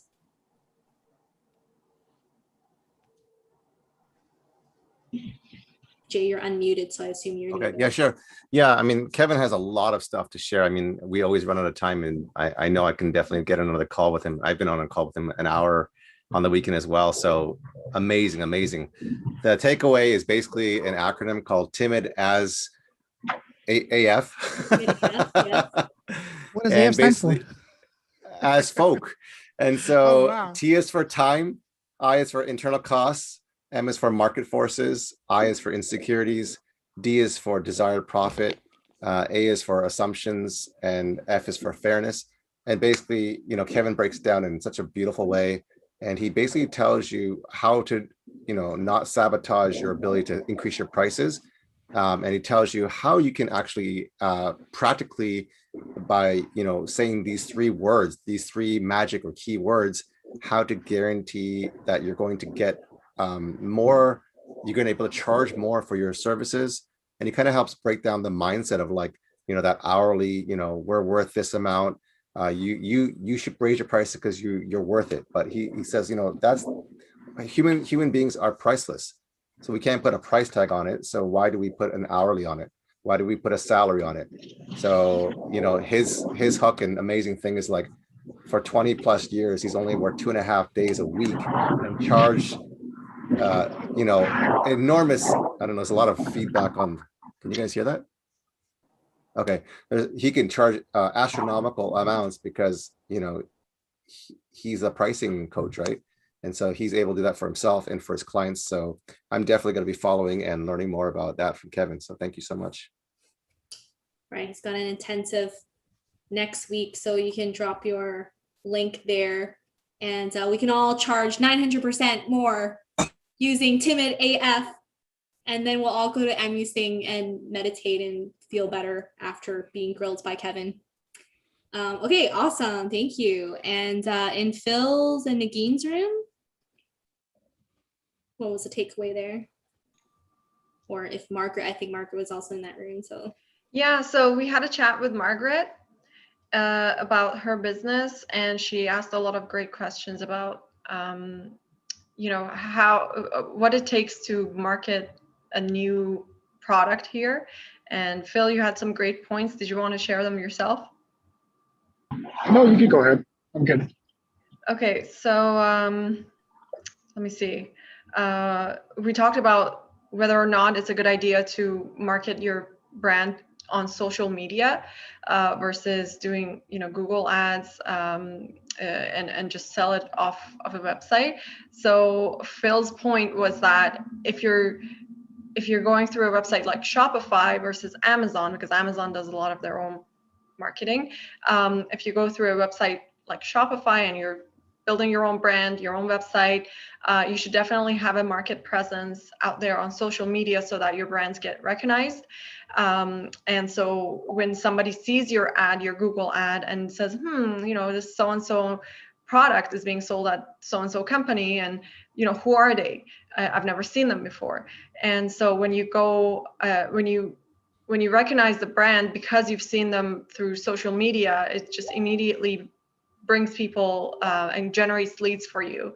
And all the followers that you have on Instagram are more likely to purchase your product in that sense. So that was a golden nugget that we had from our discussion. Margaret, did you have any other points that was really important to you? It was really good sharing. Thank you both. I think the other thing is the importance of the choice of products, product research, as well as I think it's a lot about testing and trying. And I think it takes time, which I think we all need, takes time to build up the sense to see what product could work and to kind of try to work on, you know, getting, for example, if we source from overseas, and how can we, based on the nuances in our market, and make it better and sell better. Yeah, I think those would be key for me. Thanks. Okay, thank you. Andrea, back to you. Thanks. So in our room, we had really good, it ended up being like a heart-to-heart talk by the end of it, but we covered from what is your biggest challenge and what your ask is for the group, to sharing how long we've each been with TES Connect and what's our experience been with connecting with each other. And I love these stories because it was honestly just a great way to see how our community is doing, how they're leveraging our TS community. And for example, Scott shared, you know, he's been with our group since last summer. He was at our very first TES Connect, and he found someone to do his website for a really great price, because they were starting off, and we had covered about, you know, some other people struggle where they don't want to spend a fortune. And we were talking about energy exchanging, right? Where you find someone else also starting off and they're good at something that you need help with, and just exchanging. And we're kind of sharing, you know, I referred a few people that I knew from TES Connect, and sharing that, you know, there's not been, I've yet to meet someone from TES Connect that if you reach out and say hello, or you need help, or you just want to have a chat, that they turn away. So it's been really great for that. And then payment and Scott were like, let's talk, because they deal with charities, and they're like, it's just, and then by the end of it, we talked about, again, what our big takeaway for, or learning for the year or since last month is. And honestly, it just naturally ended up being like finding your calling and your passion, and not caring about how much you make. And it was just such a good sort of heart-to-heart chat in our, you know, sort of small room here, that we all are passionate about what we do, and it's not necessarily about the price tag attached to it. Sorry, Kevin, it's not about how much you can charge people, but anyways, it was just a really good talk. So I guess that's a promo for next time. If you just want to have a real talk with other entrepreneurs, because again, we've heard time and time again from our Facebook thread that people just want to connect and talk with other business owners and entrepreneurs and just get real, especially during a time when we're still you know, going through the pandemic and not meeting up with people. So really glad that we've had this outlet, and again, continuing to see the value that TES overall and TES Connect, how it really brings people together and bridging gaps. So really wonderful to see all the different connections and all this sort of summary and takeaways in each of the rooms. And hopefully you've had a great time. Hopefully you had chance, again, es1.ca/feedback to fill this in right now, so we get your feedback before you forget, because I know you're busy and some of you guys haven't had dinner or lunch yet and all that. So if you can take the 2 minutes now to tell us how we did today, that would be great. So we already got a bunch of feedbacks. Thank you very much. We got 4 feedbacks from you guys already. Thank you very much. Right. We also There's got 15 of us in this room, and some of you watching out there on the Facebook and YouTube. So if you can fill it in now, we appreciate your feedback, because for those of you who may complain that we don't do this and that, like, well, where are you? Come to this TES Connect or fill in the feedback form, so we know how you feel, so you can feel heard and tell us how we're doing or what you would like to see. Or, you know, I'm going to look forward to that morning regroup, Emmy and Nagin. You heard it here, where we're gonna call on you guys, because you put the idea out there, and there's, you know, 13 other faces here that heard it, and so we'll look forward to that. And we've got Payman's podcast that we got, and then we got Kevin's pricing intensive that we should look out for, and Firkin's new business is coming out soon. So I'm learning lots, and Daniel's going to be our resident lawyer to answer our legal questions. So we've got an amazing group here, and we'll continue doing this every third Wednesday of the month. Our TS Connect 7 will be, what day is that? Someone help me out here. The third Wednesday of July would be the 21st of July was our next TS Connect if you want something like this. Otherwise, every Wednesday we do a TS Spotlight. I told Payment about it. And so if any of you guys feel like you want to be a Spotlight member, that's a 1 hour where one of us, it's either Nagin, myself, or Sharky, will interview you and highlight your business and your learnings and promote it to our group. So that's the TS Spotlight Wednesdays. Sharky, remind me, who is next week's speaker? That's Nagin's guess. Who is the footwear? Multi footwear. So Faizan? Wait, let me check. I think multi footwear. He started a Kickstarter recently. Faizan? Is it Faizan? Faizan, I know him. Faizan. Yeah, I think Faizan. Yeah, I think Faizan. Yeah. I know him. Yeah. You know him, yeah. So he did quite a bit. I think he double, triple his limit within the first day. So we love to hear his story and how we can do it too. The footwear looks really good. So he'll be our next feature speaker, a feature host. So we can all learn from him as well. Do you want to add anything to that, Payment? Yes, I just had yes, thank you for that, Sharky. I just had a question. I have an idea for a product that I want to launch, and I'm talking right now with factories in Mexico and Italy and Hong Kong and China, and I'm the kind of guy that I want to be on the ground, but right now I can't travel. So if any of you guys know a killer, a rock star, a leather craftsman in the GTA, I would be very happy to work directly with them here, because if I can allow someone to get an opportunity and create some jobs locally, I'm all ears, guys. Sorry, what's the product you're looking to launch? I cannot tell you the exact product, but it's not the exact product, but what kind of craftsmanship do you need? Someone that knows how to make. Well, if I'd say the product, then I mean. No, not the product, material, or leather. There was someone on our show actually on the Spotlight, the TS Spotlight. I will look back and I will post it again.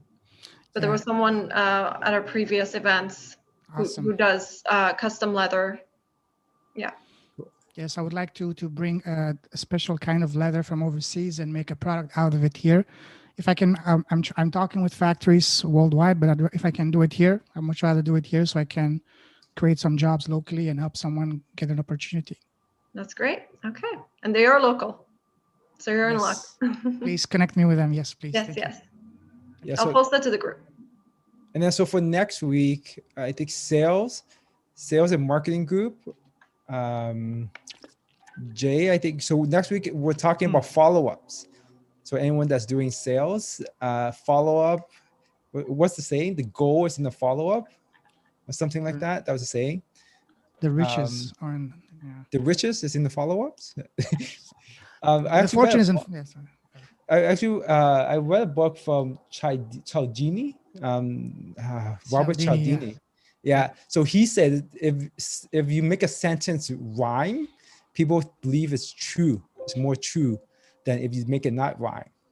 Right? It's psychological. They changed a couple of words. They did a test. So something in the riches, in the follow-ups in the riches doesn't sound like it's correct. It must be something else. So he will be talking about, how often you should follow up, when you should follow up, what you do with follow-ups. That's going to help you double or triple your sales, right? Even with if you sub automatic emails and messages, there's ways of doing that. So I look forward to that. That's always kind of questioning me, always on my mind. And that's about the e-com. Phil, did you already have a topic you want to cover for the next one? Hey, I don't have a topic right now, but I'm open to suggestion. Okay, cool. So we have actually a lot of surveys. You could get a lot of ideas from there. So Phil's going to come back. He's helped a lot. I think today it was a small group for him, so you got personal consultation from Phil for a whole hour. Lucky you. Sharky, are you talking about next month or next week? Next month, exactly. Okay, I thought I heard you say next week. So yeah. okay. Yeah. So next month. And we already have a bunch of registrations already for next month. I think right now I see registration coming through in my email. So a lot of people here has registered for next month already. So if you're watching this on YouTube or Facebook, we're taking applications to join us. So it's es1.ca/connect. That's how you can apply to be part of this. Once you get approved, you'll be able to register for these events in the future. All right, so it's 7:17. I'd like to let you guys go. And if you want to continue, the room's open. If there's anyone here you want to continue connecting with, otherwise we'll catch you either next Wednesday for the spotlight with Eisen and the footwear company. Otherwise, the next TS Connect is July 21st, 5:30 to 7:15 as per usual. And again, not to sound like a broken record about the feedback form, es1.ca/feedback, especially because people attended the different rooms. So it just gives us good feedback on how the other moderators were, or if there's topics, or hey, you need to have a 4th breakout room, or do this, or how to promote better, or how the morning group, whatever it is, this is your chance to be heard. So please do take the time to fill it in. And the most valuable thing for us is that you give us good feedback. Like, don't be nice. You give us five stars. You know, Andrea knows she's great already. You know, so what's really helpful is that you give us honest feedback so we can improve this. So the whole goal of this is not for us to feel good; it's for us to improve.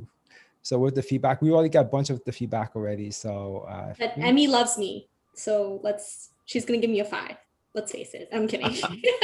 Sharky, be careful what you ask for. Yeah, I don't think you guys can get 5s until you can figure out how to deliver food and drinks to us while we're having the call. Yeah, at my events, I have a drink sponsor, and they give me free booze. So if you do come to my event, I've got drink sponsors. So I think the easiest way is figure out how to deliver you guys to the food and drinks. Might be easier. Who has a big enough space? Anybody? Hey, Kevin, since you charge or you help people charge 900% more, I think, you should be able to find a big enough venue that we can all be 6 feet apart and also just talk. Hey, looking forward to an in-person one too, hopefully soon. Yeah. We'll get a second shot and yay, hopefully. Yeah, you guys have the first, you got to be the top of the list. That's a great thing about this, right?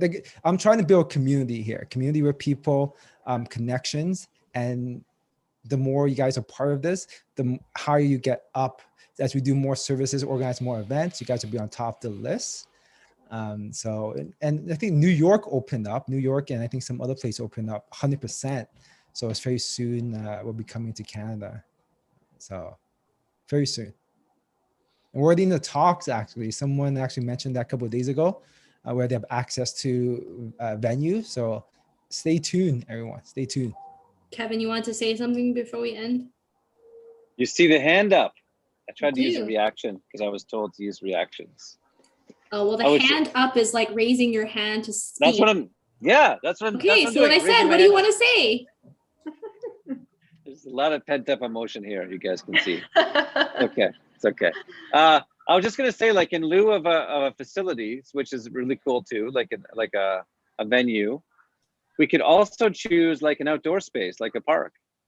There's no reason why we couldn't sit in Trinity Bellwoods or in some other random park, somewhere in the city, in a circle, and then break into 3 little circles for the breakout room, and we could, drink beer and eat snacks, out in the wild. So, and we could zoom people in if they really wanted to be flies on the wall. So, just want to throw it out there as an option. Sharky might not be able to wear fancy clothes though. That's the only doubt. He still can. He'll just sweat in it. Okay. But yeah, I'm not opposed. Maybe we can poll it onto the group page and see if people feel comfortable. Being that I run events, I've had COVID police hark down on events. by members. So I just want to be mindful that there are people like that. So we can put it out there, put a poll to see on July 21st, because by that point you can have gatherings, I think, or outdoor up to 25. So it might be possible in July. We could put the poll out there. People feel comfortable enough, we'll maybe sit in a park and do that. Otherwise we will do virtual, but definitely like the idea and open to it. All right, so if no one else has anything else to add, We should get Say Chai to sponsor the next event. Drinks on and Say Chai. whoever has the closest contact to that, get that going. Arky, yeah, he did the taste test. Yeah. Yeah. Good All right, advertising. Andrea, I know you you need to go, maybe. Yeah. Yes, I do. If you want to take over. Do your thing. We'll be here. We'll stick around and network. For anybody who's interested in talking some more to us, we'll be here. Andrea, thank you so much. Thanks, everybody. Been a great host. Thanks, Andrea. Okay, take care. Bye. Okay. Bye. Sharky, are you sticking around? Yeah, I can stick around for a bit. Okay. Getting a little bit hungry. Say Chai. The Say Chai Aziz? Yeah, Say Chai Aziz. Yeah, Aziz. Sponsor us. Yeah, That'd be awesome. And good advertising, right? for sure. So Jay, are you gonna bring your guitar? Ooh, nobody knows about that. Oh, yes. I'm not gonna ask you for the keyboard, but you can bring the guitar, eh? Not the $3,000, the special edition one, but you can bring another one, eh? Yeah. He knows that from the interview. I'd actually played for him live. Oh, yes. It's a mini concert. He's probably the coolest pastor in town. You know? That could be your tagline, man. Ooh, thank you. That could be your hook. Yeah, yeah. Exactly. I didn't know that was a thing, so maybe that is a thing. The coolest pastor, yeah. What's up, CP? Coolest pastor? People call me PJ, Pastor J, but I think they're calling me like a pajama or something. That's boring. Coolest pastor is better. Sharky, what are you going to dress up for the next public event? Are you going to wear like a suit and? Yeah, wear this, of course. It's a big thing, right? You're a fancy dresser. Yeah. But the question is, are you wearing shorts underneath? The question is, am I wearing anything underneath? Oh, and we're still live and recording. And that's just yes. That's just yes, I am. Yes. Wearing shorts or wearing something? Let's keep it PG-13. Yes, thank you. For all the kids out there watching, yes, I am wearing something. Apparently there was a spike in viewers coming on. Yeah. So how's everyone with the business? I mean, what's the biggest challenge that you guys are having right now? For me, is basically finding someone to make my product, because all the factories, logistics are being stopped right now to launch my Kickstarter campaign. That's why. But hasn't it gone back though? It is, but still not. It's maybe now to say 30% of normal capacity. And on top of that, all the price have just spiked like big time for shipping, for everything. Any feedback on that, Phil? Because Phil actually was talking about sourcing today. Yeah, I didn't really get much around it. Just giving a little tips to Margaret. But yeah, hey.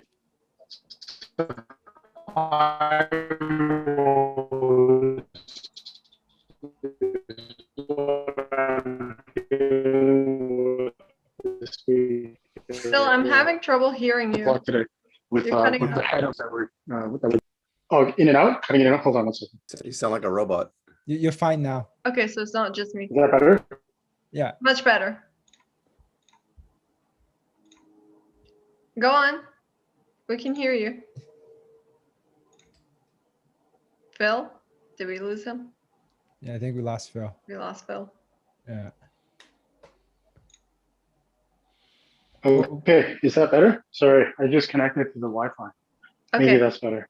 Yes. Yeah, you're back. Okay. Yes. Okay, awesome. Yeah. So I'm dealing with supplier woes as well.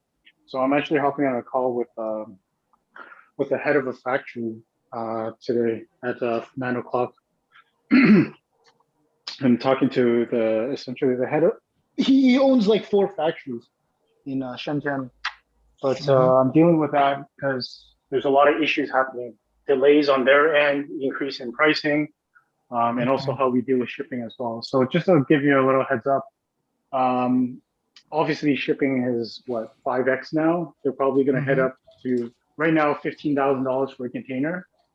It's probably going to head up to 20,000, I would say. Like I would estimate that it's going to be 20 or maybe 25 even.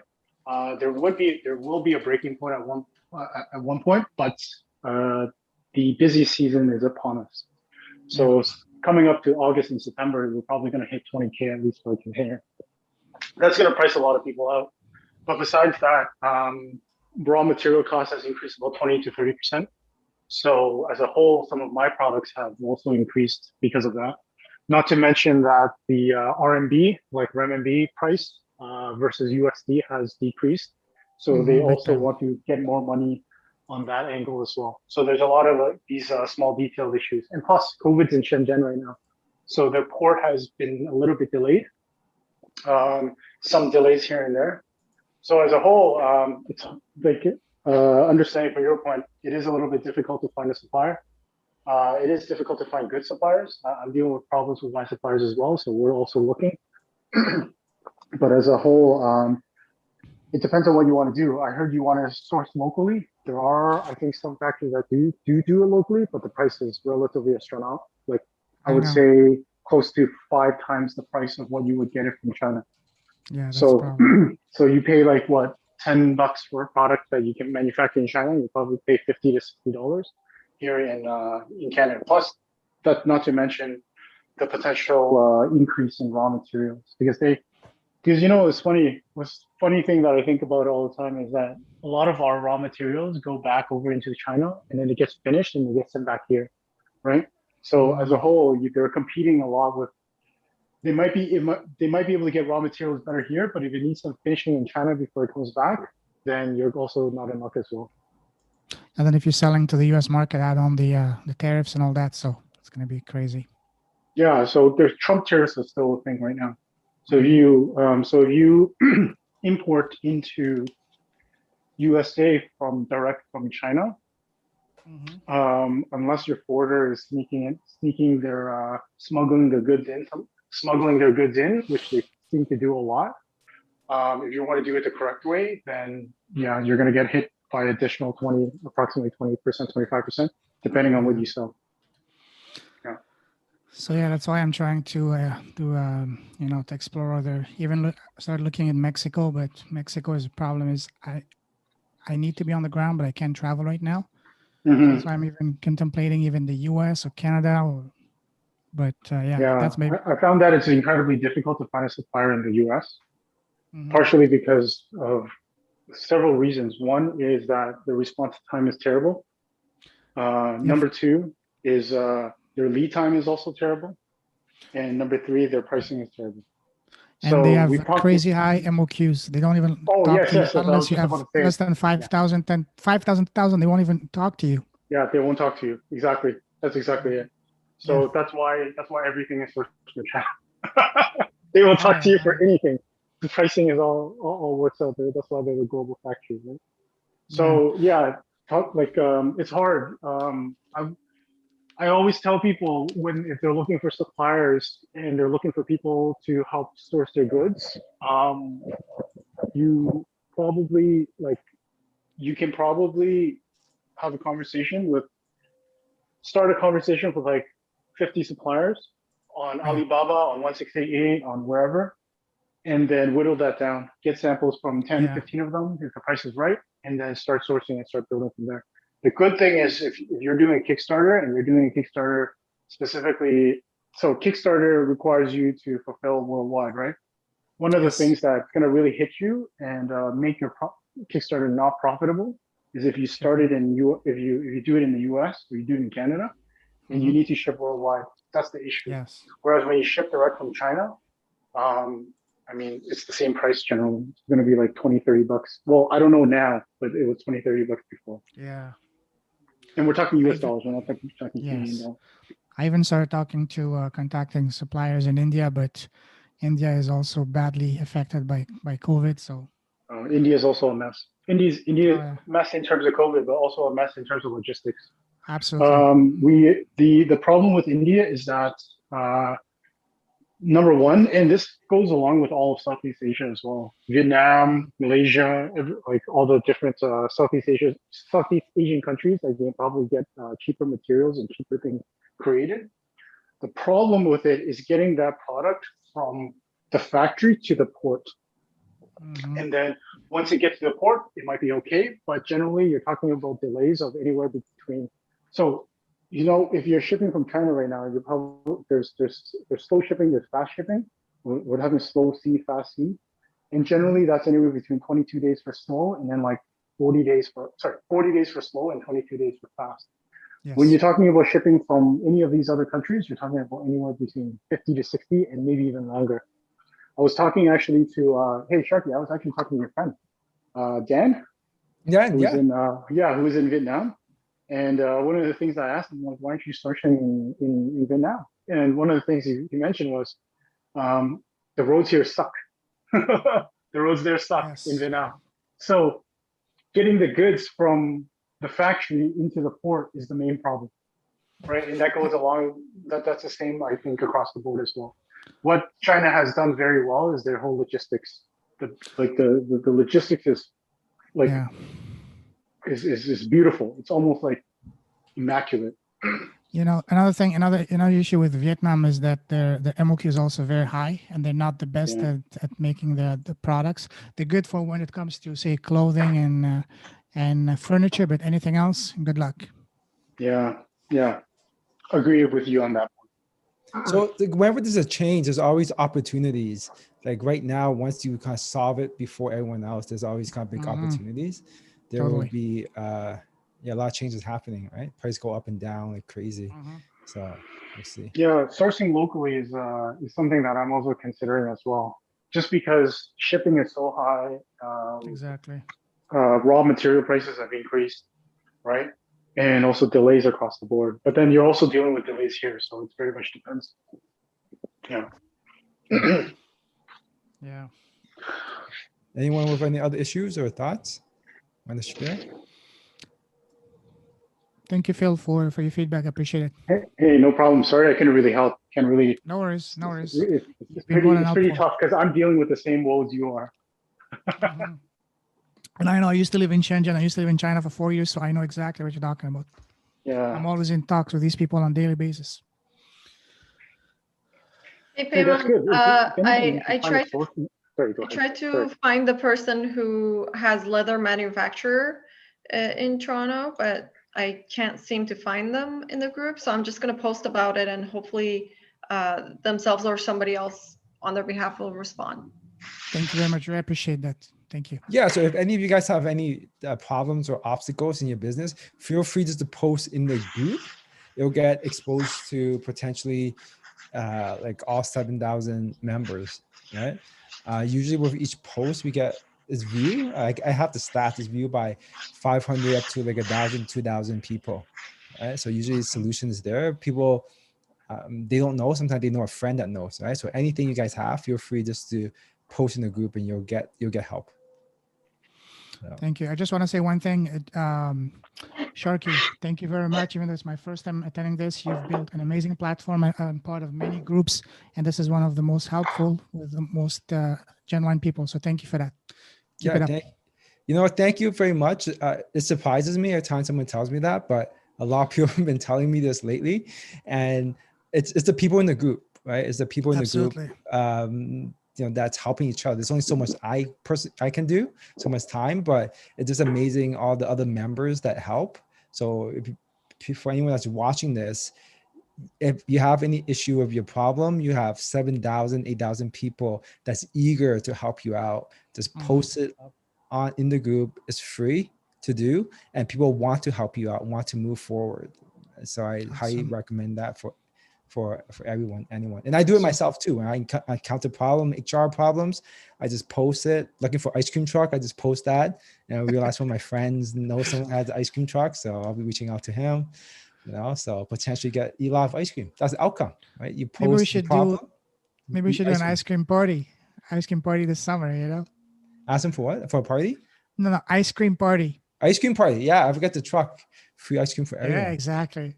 Right. Yeah. Cool. Awesome. Thank you.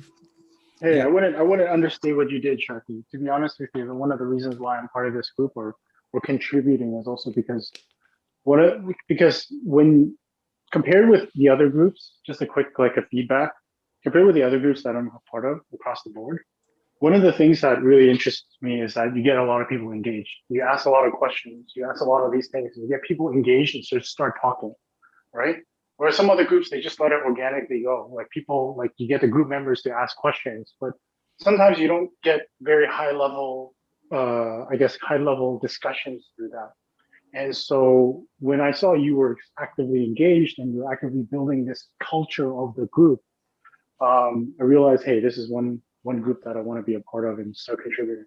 And I don't usually do that as well. So yeah. kudos to you, man. Don't be humble. You did great.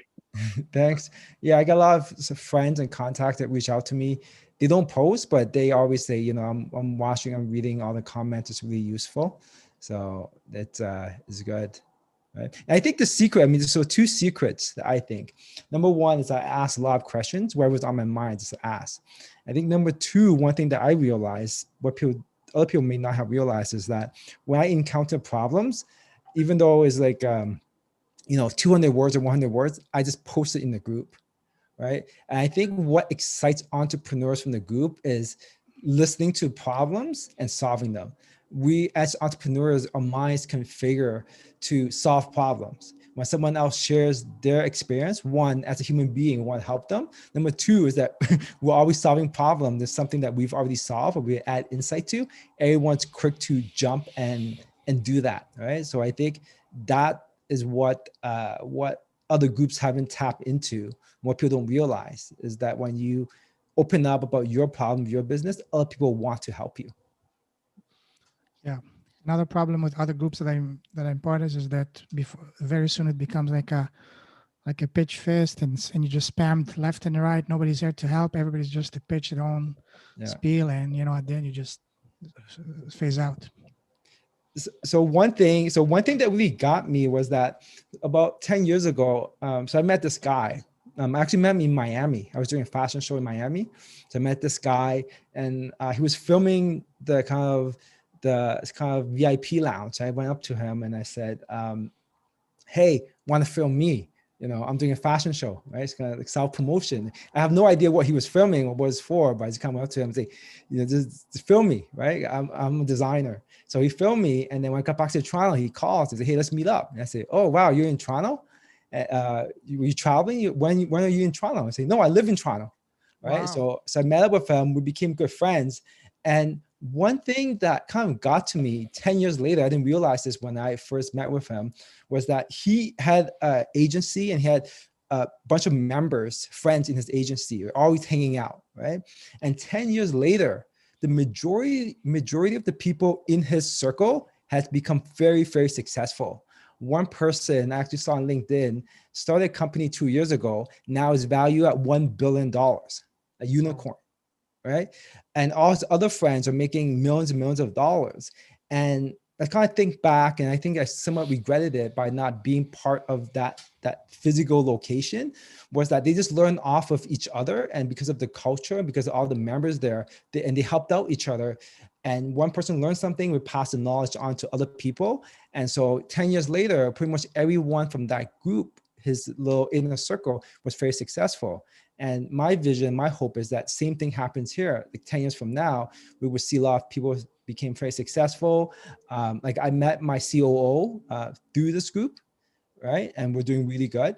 And so I want to hear, like, 5 to 10 years from now, all the connection that's being made, all the business that progress because of what happens in this group.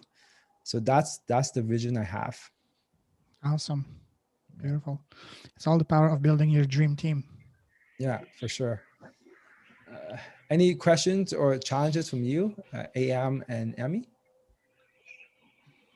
Not so much. Oh, I had the same issue that Payman was having with the product a couple of months ago, and I ended up designing it, sending it to a local shop and having it like made, and then finishing it off in house. I did get some samples in like from other places, like from China, but I wasn't. The quality just wasn't there for me. He's like nodding. I was like, yes, I know. I feel your pain. Yes. I don't know if they're doing with leather. If you want to drop me a DM or something offline, I'll Sure. tell you who I went Absolutely. to. But you would, I think Yeah. you'd have to do the design work. They work off whatever files you give them. So I don't know if it would be a good fit or not. It depends what it is you want to make. Okay. All right, cool. Thank you for that. I'll reach out.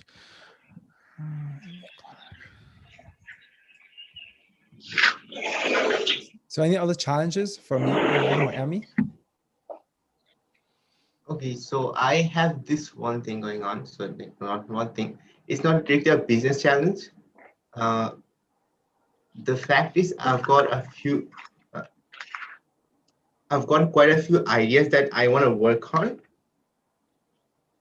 And there are two issues there. Like one, finding the right people to partner up with.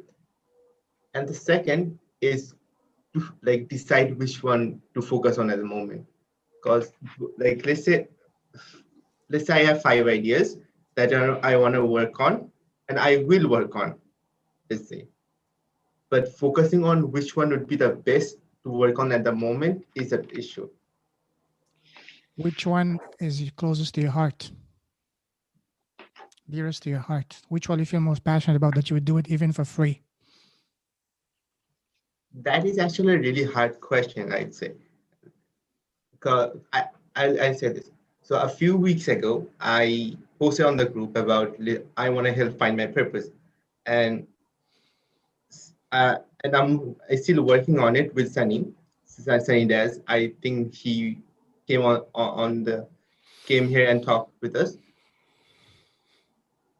and I'm actually trying to find out which is like what's the base of me and find my purpose so that I can actually focus on which things I like the most. And the fact is, all the ideas that I get, I find very promising. Like on one hand, it's like let's say promising, and the second thing is I want to work on that stuff. Like I really like that field. Let's say like that's the issue. Which one you're the best at? And you can really become really among the 1%. Which has the highest chance of you becoming among the 1%? Don't try to learn a new skill where you're going to struggle for years. Don't look at your strength and try to build on that. What are you really good at? And people know you for being the go-to guy for that. And if that aligns with your heart, with your passion, then you have an unstoppable combo. Okay, so that's a really good If point you want, there. if you want, we can talk after later, because that's something I'm passionate about. And yeah, but look at what are your strengths, what you're really good at, what you're known for, and something that you're really passionate about. If you can combine the two, then you have a dynamite combo. Coming from a perspective also, sorry. Oh, no, yeah, go ahead. Go ahead, please. Oh, no. Coming from a perspective of sometimes people not knowing what they're good at and just not knowing, because one of the things that, for me, the way that I built my business was I didn't know what I was passionate about. I didn't know what I was good at. I just knew that I wanted to start a business. And I realized later on, after launching multiple products, launching multiple businesses, was that what I really enjoyed doing was just building businesses, right? And so one of the things that I think about is if you have 5 different products or 5 different ideas, and this might be contradictory to, sorry, I didn't get your name. Is it Payment? Yes. Yes, sorry. It might be a little bit contradictory to Payment's thought as well. For me, I would just focus on one, start building on it. Pick one, even if it has to be eeny, money, no, and start working on it. Because when you work on it, you will know if you're passionate about it or not, and if you enjoy it or not. And I'm along. I like the idea of what payment is going is that you won't, and I always keep telling people this is that always find what you enjoy doing, because otherwise it just feels like work, and you don't want to feel like that for the rest of your life. And that's one of the things that why it made me quit my job and start a business, was because I wanted to be focused on things that I want to enjoy. So the way I look at it from your perspective, if I had five competing ideas and I had your viewpoint of not knowing what to start and not knowing what I'm potentially good at, and just wanted to go ahead with it, I would just pick one and start doing it. And then you'll know very quickly whether or not you actually enjoy doing it or not. Yeah, it might be a little bit of wasted time.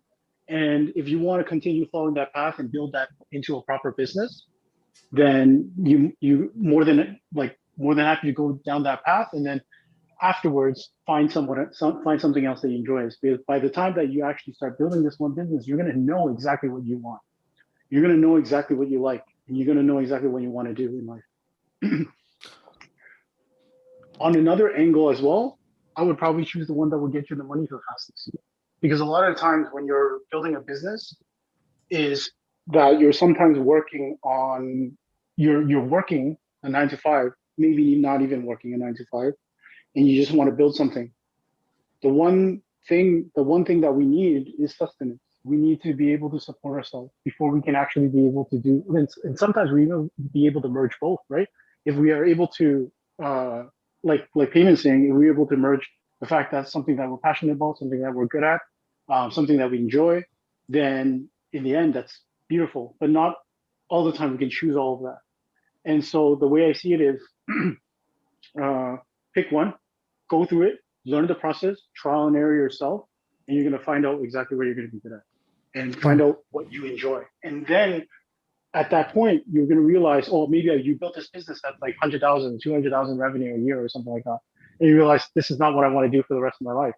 Then what you can do is you can either sell it, just kill it, or move on to something that you do enjoy. But at the minimum, you've built yourself a revenue stream. And so whatever's the fastest to that money, so then you can support yourself and then be able to find something that you're passionate about at that point. Yeah, beautiful. And just to add to that, even if your first idea doesn't work out, that's fine, because you will be learning invaluable skills and valuable lessons that you can use for your second business. Maybe your first business will not be successful, but you will be learning tremendously invaluable skills through that. Oh my God, fully echo that as well.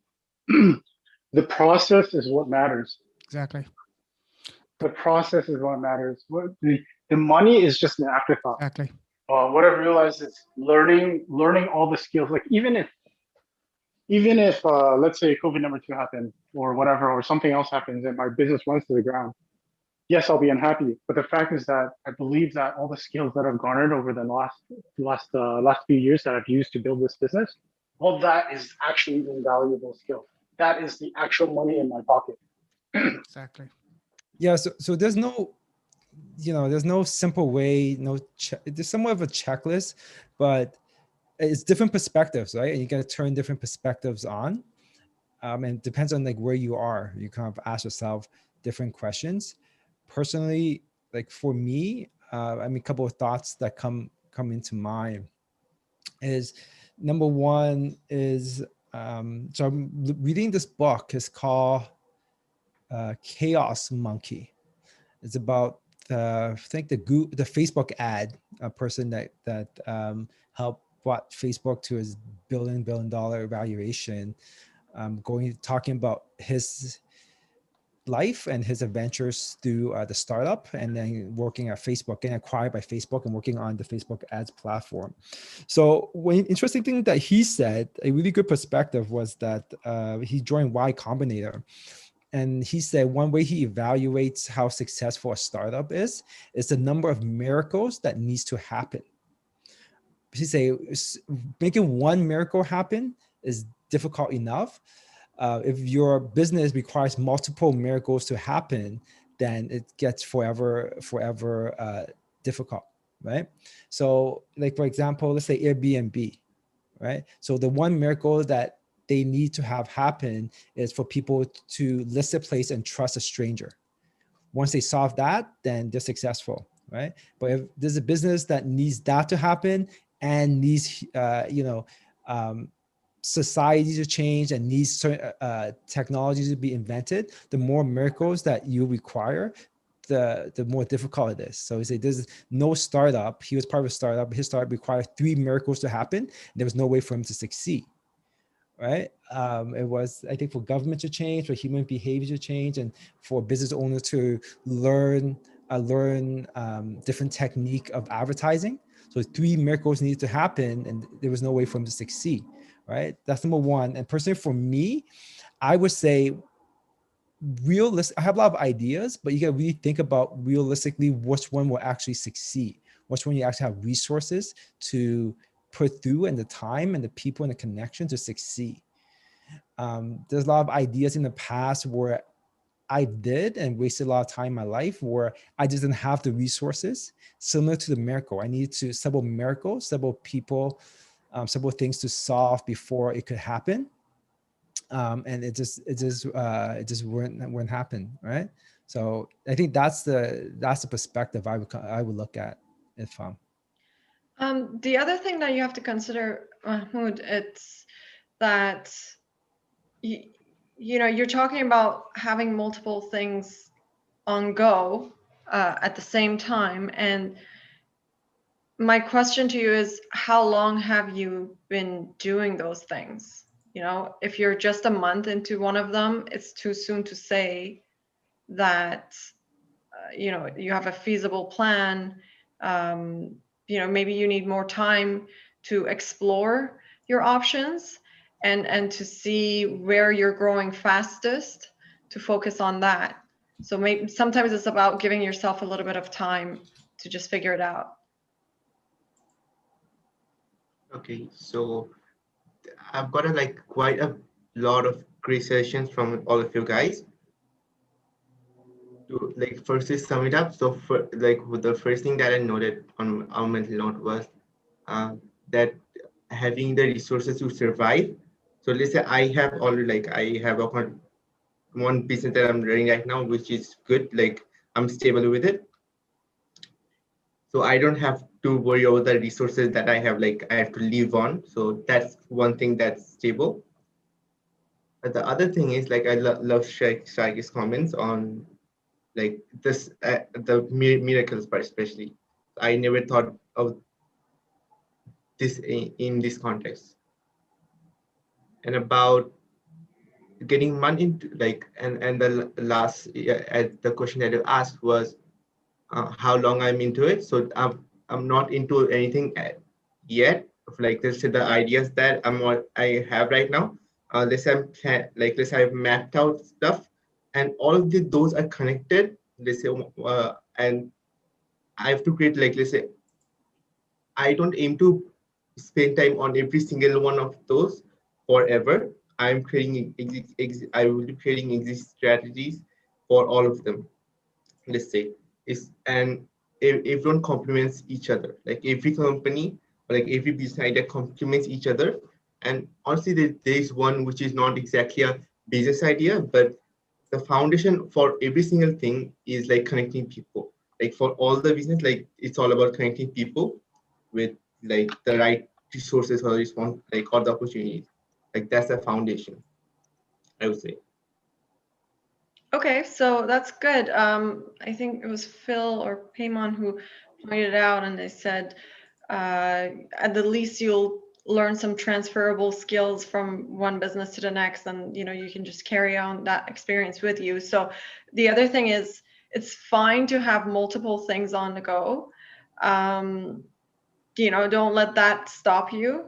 Don't let the thought of, oh, I don't know if it'll succeed or whatever, so long as it's realistic, like Sharky said, if it's a realistic plan, just give it a try different things at first, and then focus on that one thing that makes you happy and motivated and brings in the most revenue. Okay, great. Okay, but you're not going to know that unless you try them out, right? Absolutely. Yeah. And the second part was, so the second part of that was like the whole thing or the whole question was, so how can I find, or like anyone can find the right people to, let's say, partner up with or work with? Like how do you actually qualify, let's say, the right people who is actually passionate about it, like not just for the money, but because if you're starting out for something new, that money will not be the first thing. Let's say where we'll also be working with equity as well as the money. That's the thing for at the beginning for, let's say, something new, right? So how do I or anyone find the right people? Facebook groups. Facebook groups. I started using, like, I never really used Facebook for groups till maybe 2 years ago, even 1 year ago. I started this group maybe about 1.5 years or 2 years ago. And actually the first 6-12 months, I didn't even use it. To kind of just let it do its thing. But in the last about 1.5 years or 2 years, actually, I've been using it a lot. And I found a lot of great people, not from this group, but from other groups as well. One tip that I would say is to build your reputation. Like within other groups, I've met a lot of great people, and because I built a reputation, I added a lot of value to those groups. And I also encourage, when I see something great, I always encourage others and congratulate others, and that help you build and give them feedback on their products. And that has helped me a lot. Like a lot of products that I use, my product management, my tracking, I go into the groups and I just like give a lot of feedback, and they've modified the product, as well as I've built relationship with the founders of these software. And now if I need anything, they'll definitely refer people, or I've been reached out by some of these people to work with them on projects as well. So that's my experience, and that's what has worked for me.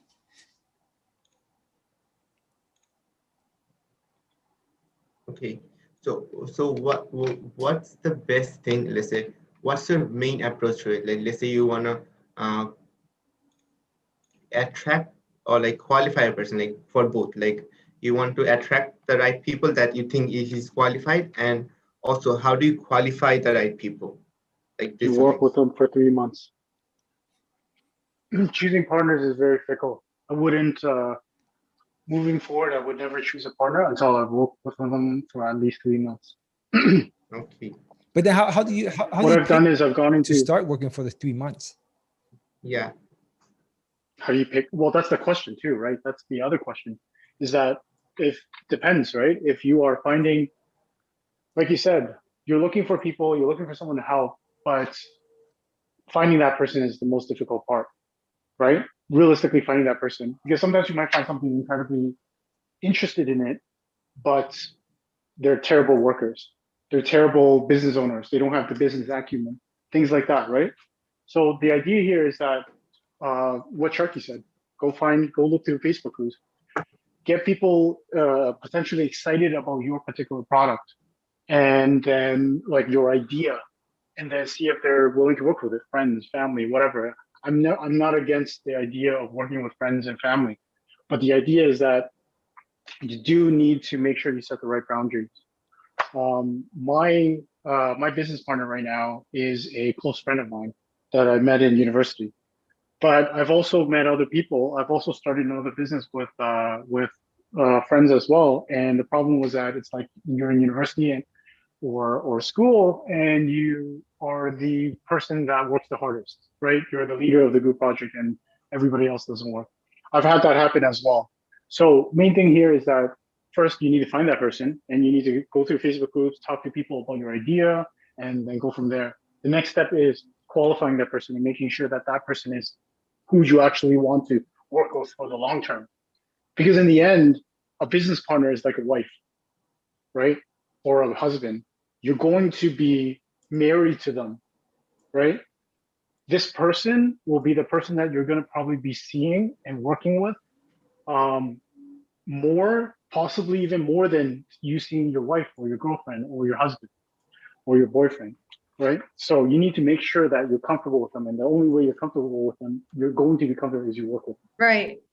The other thing is, I absolutely agree with Phil on working with someone for a few months, at least a few months before bringing them on board with whatever project you're working on.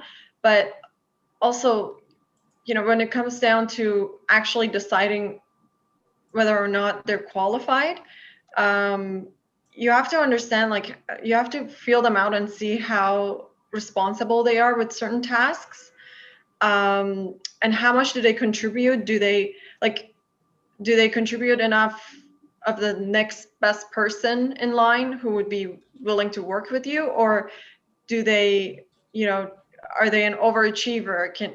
Are they willing to make sacrifices and like push the company forward however they can? Are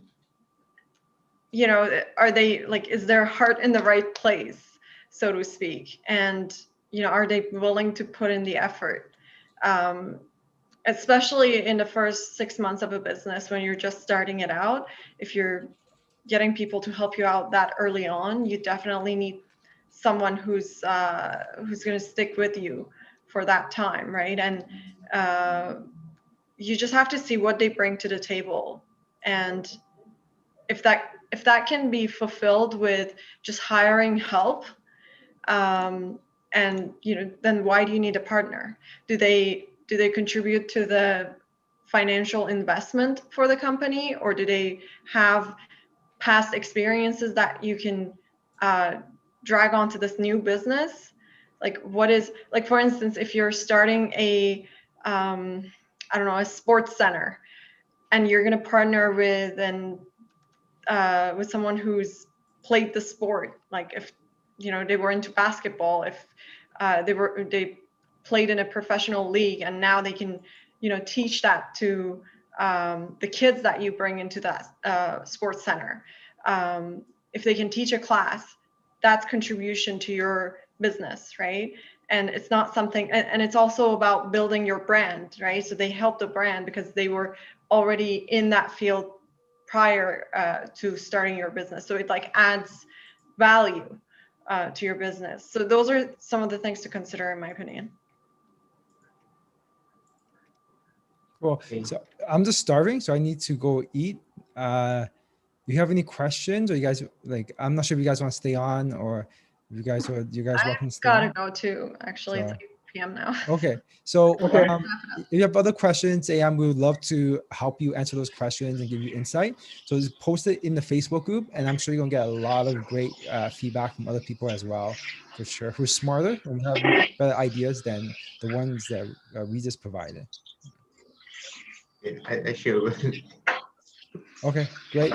Thanks, Sharky, for Thank giving you, us the everyone. opportunity. Bye. Thanks, everyone. Thank Bye. you, guys. Bye. Thanks, everyone. Thank you.